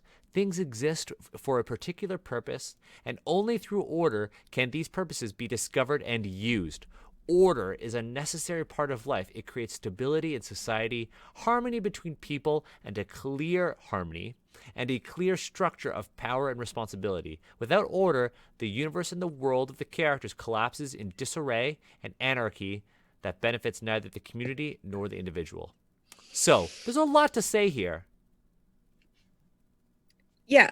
I mean, East versus West in this sense, like what they describe in terms of order and the politics and structure of society is no different than a historical European sense, but they flip the tables. And again, it's just like dehumanization. Like we don't have a sense of self. We bow down to the sense of order, and order is law, and we can't break that. Whereas a lot of Western framed adventures are like, yeah, we're peasants and we're good because we're going to break free from our order.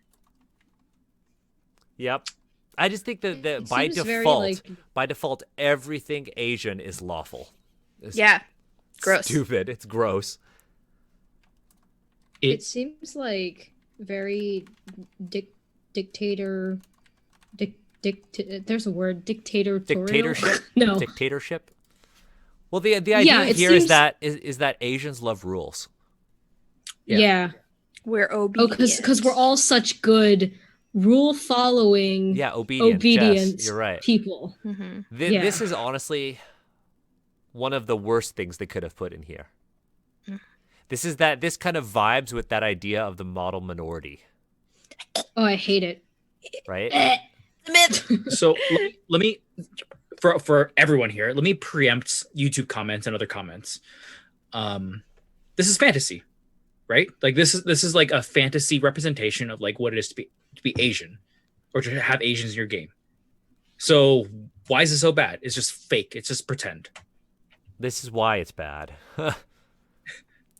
It's bad. Like I saw that, and I saw it when they were talking about alignment, and then I saw that they put like something lore related. I saw that they put Karatur, and I was like, no. Right. So if you actually scroll down and you look, they don't really talk about a lot of the anything culture specific here. It's only in Lawful that they talk about, unless I'm missing it. I'm also dyslexic. Big bird, me too. Yeah. Oh, but Lawful Evil has some lore. Where is or no, wait. No. Still, yeah, it's all like it's all generic. Generic. But it's just lawful. And I think, Right. and you do see here that they just do lawful in big bold caps, right? And then these are all lowercase. Neutrality you see here. Oh, here you go. Yeah, we do have Karator mentioned again. Oh, Yeah. they put yin yang in here. Oh. So I think it's like a heading versus subheading thing, Yeah. right? Like, So lawful, they have neutrality believes that all things have a balance. For every good, there is an evil. Where there is order, there is also disorder, and one cannot exist without the other. Without chaos, there can be no order, since nothing would balance order. This is written so poorly. Without evil, there can be no good, since good exists to oppose evil. This is an important concept of many religions of Karatur. They believe that all things have a balance, yin and yang. None are good, evil, lawful, or chaotic without the other. Barf. that's just a really poorly written paragraph that says not much. Barf. I hate when they take the writing and they like purposely make it obtuse to make it seem more mystic. And I'm going to use that word very specifically. Yes. They might as well just write all Asians have the Force. Yep. So good Like- point. It's true. It's true. We all have the Force. Like and we're the gonna have to downside- do like a whole Asian look at Star Wars because that's a whole other thing. I love Star Wars and I do too. hate the Dude, Asian representation of it. you know I love Star Wars. Who's My Sith Asian costume in is like Star back Wars? Oh, who's Asian in Star Wars? Yeah, Let I'm me like, talk. I'm sorry, Let didn't me- they get cut? Let me talk about Asians in Star Wars. I have seen Star Wars 1. Which one did you see? I've seen 4, 5, 6, 7, 8, 9. Okay, I so skipped the first all 3. the amazing Asian. Let me just. We're gonna continue this stream. All the amazing Asian characters in Star Wars are not in the movies. Ah, that makes sense. You mean Amasian? Amazing. Stop! I don't Well- think we said that. No. Don't make that a thing. Don't make that a thing. That's a shirt. Let me just go to fucking Twitter. Unfollowed. No. I'm so close to 2,000. So, Asian So characters. funny. Asian characters. Let's start with Sabine Wren, one of the main characters of Star Wars Rebels. A Mandalorian, okay, heir to House Wren, a South Asian woman. South Asian Mandalorian. How fucking badass is that? She's like, she runs Mandalore. She wields the Darksaber, which we all saw at the end of Mandalorian Season 1. Spoiler alert. Okay? Oh, I was She gonna w- watch that. It's dope. Because That maybe we'll see this. that spoils nothing. Maybe No, we'll it see, doesn't. because Zero. because maybe we'll see an Asian character. Sabine Wren is an Asian character. If you ever played Star Wars Battlefront 2, the campaign, the main character of the campaign is a South Asian woman. Also another pretty dope character. Oh, that's so cool. But They my have a favorite campaign in Star that Wars game? character who is Asian, Dr. Afra. So Dr. Afra is East Asian. Okay? So this is what she is. Dr. Afra is a rogue archaeologist whose traveling companions are a torture droid and an R2 unit with rocket launchers. Okay? She has her own series. cool. There's rumors that she might get a show. She's had several series, and she's so badass that she outwitted Darth Vader while working for him. Dope. She's a bad guy who she's like a better Han Solo. Dr. Afra is an amazing character. Dr. Afra. Yeah, Is she Trilla. hot? Trilla is Ajay also mentioned Trilla. Trilla, or second sister, is an Inquisitor. One of the core characters of Star Wars Jedi Fallen Order, the new video game, which is fantastic. Is also Asian. It's good. Are you didn't- sure? It didn't need a white dude as the main character, but it played Yeah. really well. And honestly, I liked the story. But yeah, Afra is amazing. Also a queer character. Let's throw that out Really? there. Yeah. Dr. Oh, Afra. you got me now. Dr. Afra is fucking bomb. Like, amazing characters. But all the good Asian characters are kind of relegated to the expanded Disney universe. Yes. And that's Is it the Disney universe? It Can is, you say it that is. yet? Well, Is it pre-Disney Star Wars? it's just the canon.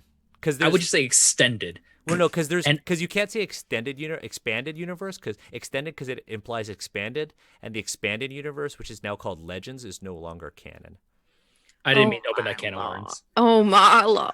What Yeah. I meant to say was that it's just Oh. that Asians are not main characters within the Disney scope of Star Wars. Mhm. That's like Rose getting except for Chirrut and Baze and Yes. one other guy from. There's three of the main characters in Rogue One are Asian.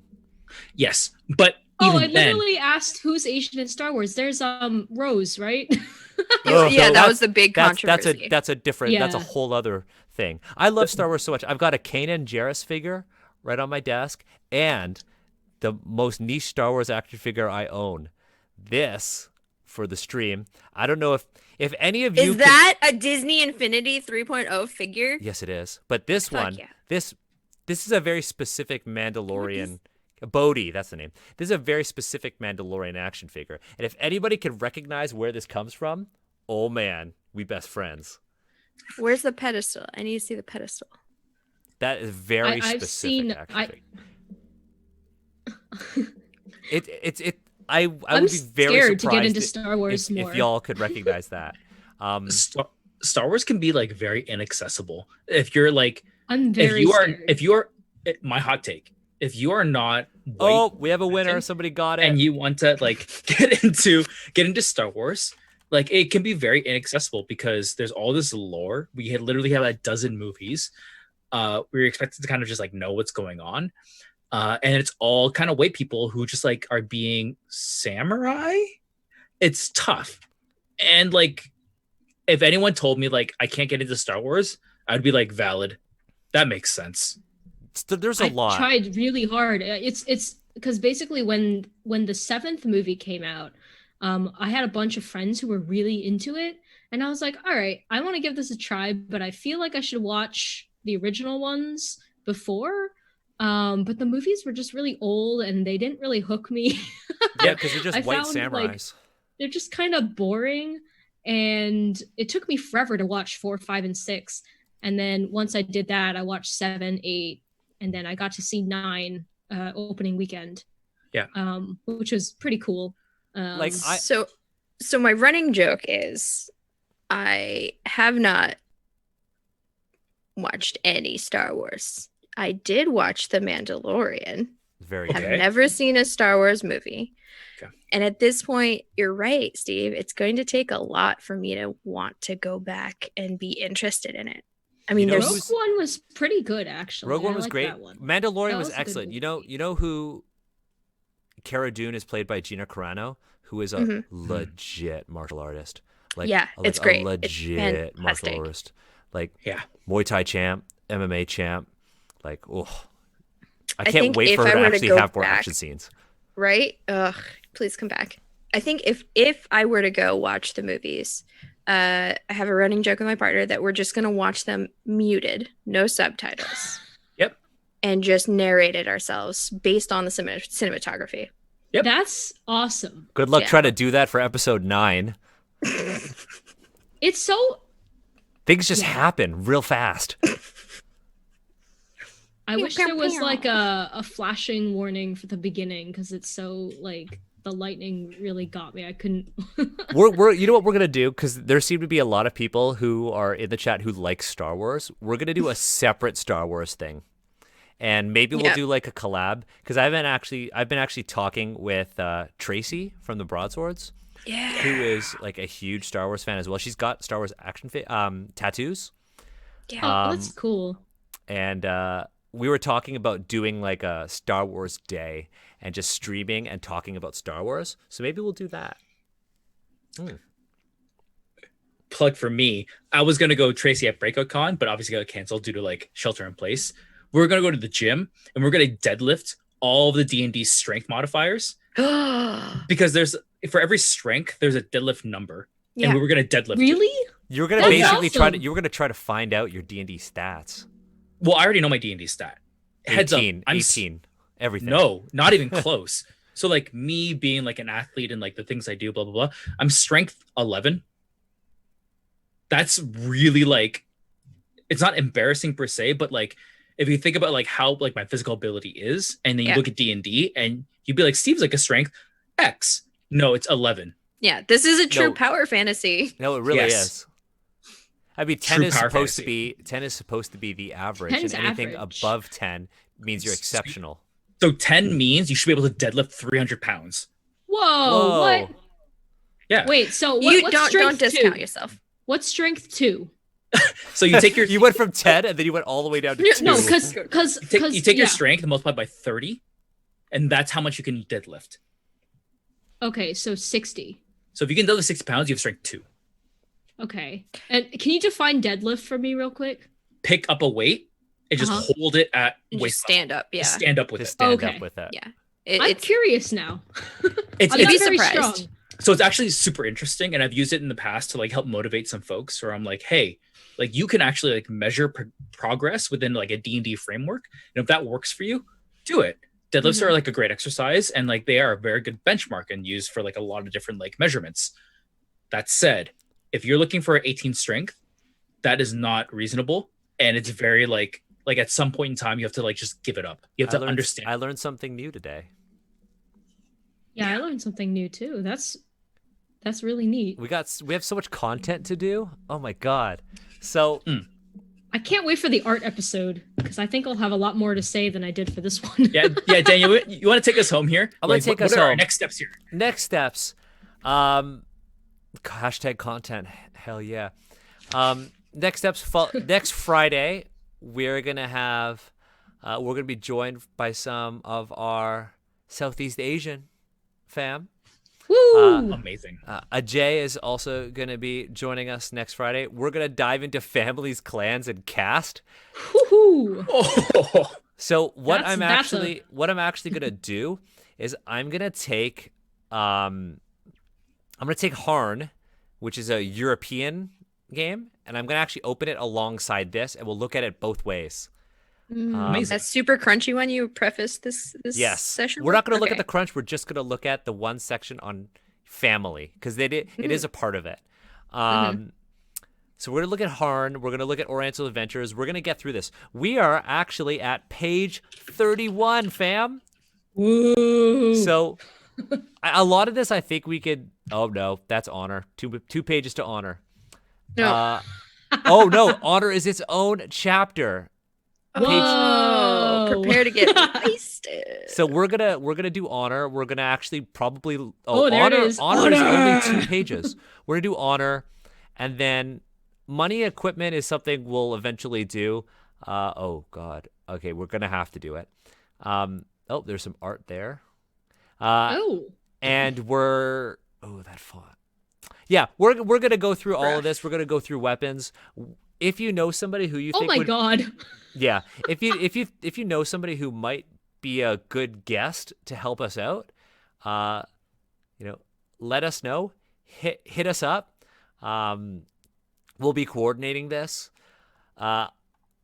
If we decide that this is a lot and we want to take a break, we might move on to a different Oriental Adventures thing or a different Asian thing. We might look at Mad Monks of Quantum, which is an OSR thing that I think is just going to be a hoot. fixated on this one thing. It's so bad. Because I just saw it today. We're Mad definitely going to do an Monks. art episode. They're So very angry. I think that like Nala, we would love to have you back for our I would episode. love to come back for the art We because need that's like more my wheelhouse, and I can talk about we it. need one more person to join us for that. So if you're an artist, let us know. Miriam will join us as well. I also want I want to do like we're gonna cover so many things. We're gonna be just like Asians Represent. We're gonna have too many guests to take on, and honestly, this stream does something that actually eases my soul a bit because there's so many people who want to be on the podcast, and I can't possibly accommodate that because I do all the editing and all that stuff, and we just don't have the time. But the stream is such an easy way for us to. Oh, ink, yes, definitely, done. Haley, Nailed it. Haley's gonna be. I'm gonna message them. Who's after There's this. a Mad Monk podcast. No. Jess, come on. Jess.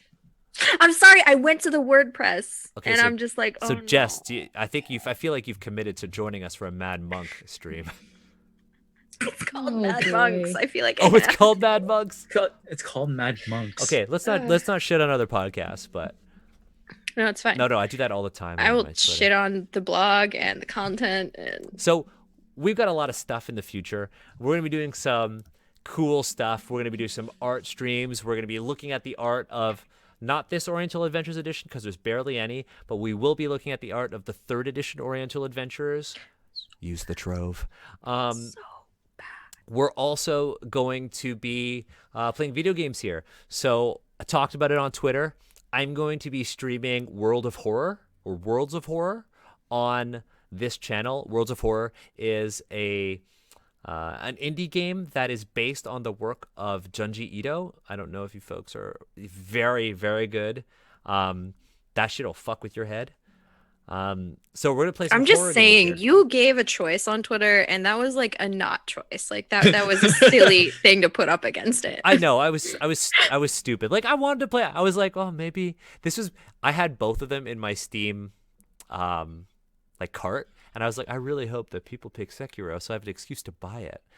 But I No. know that they're not going to, No. so I'm never gonna play Sekiro because I'm also playing Assassin's Creed Odyssey and realize that I have a giant crush on Cassandra. Hell yeah, you should. So Thick thighs save lives. yeah. I got the snake armor set. I got all of it. Oh. But anyways, we're going to be doing that in the near future. So, follow us at AZNS Represent. We also have a YouTube channel. So if you tuned in a little bit late and you want to see all this amazing content, All of this. head to youtube.com/AZNS Represent. Or if you're in the States, AZNS Represent. I don't like to you. discriminate against nations. So, sorry. I love So- the United States. So I love living here. the United States is so great. Getting my good education. Oh, Steve. So, head to our YouTube channel if you tuned into this late. We'll be posting that next week, as well as, I think the timing fits perfectly, the actual play content from Representicon, where we played Thousand Arrows. Thousand Arrows. So we're going to post that on our YouTube channel. So head over there. Thank you for tuning in. Everybody's social handles are underneath their camera. So follow them. They are amazing. UnbreakableRPG.com if you want to buy that. If you haven't, Steve and I did some stuff for that. If you want to contribute to the next Unbreakable volume, go to UnbreakableRPG.com. Head to the form and the link at the very bottom of that page. Fill it out. And I think that's it. Can I plug the show I'm on real quick? Plug whatever you'd like. Let's do it. Cool. Well, we talked about Star Wars, but I'm on a Star Trek right. show. Yeah. Our entire cast is queer. So if you want to see us make Star Trek gay, because that's what's happening, you should follow our Twitter is FCRD12. Our show is called Star Trek Perseverance, #queers in space. We're just playing Star Trek Adventures, and we're having a good time. Funny story. Did you know that I share a name with the Star Trek character? So Daniel Kwan is a character in TNG.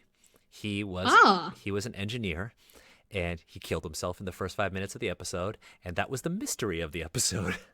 I think the episode's called Eye of the Beholder. I love Star Trek. I don't think I've gotten to that one. So I recently started watching Star Trek because I got cast on this show, and I was like, why did they cast me? I've never seen a Star Trek. And so I started watching, and I was actually like mildly impressed with how progressive it was. And I'm saying that carefully, but Are you talking which Star Trek are you talking about?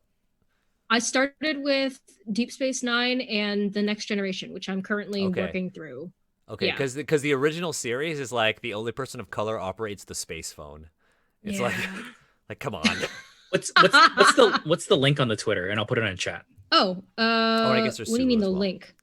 It's it's just the letters FCRD12. That's the username. I'm not sure what. Oh, at FCRD12 for yeah, Twitter. at FCRD12. Gotcha, And then yay. our Twitch is twitch.tv/ST_perseverance.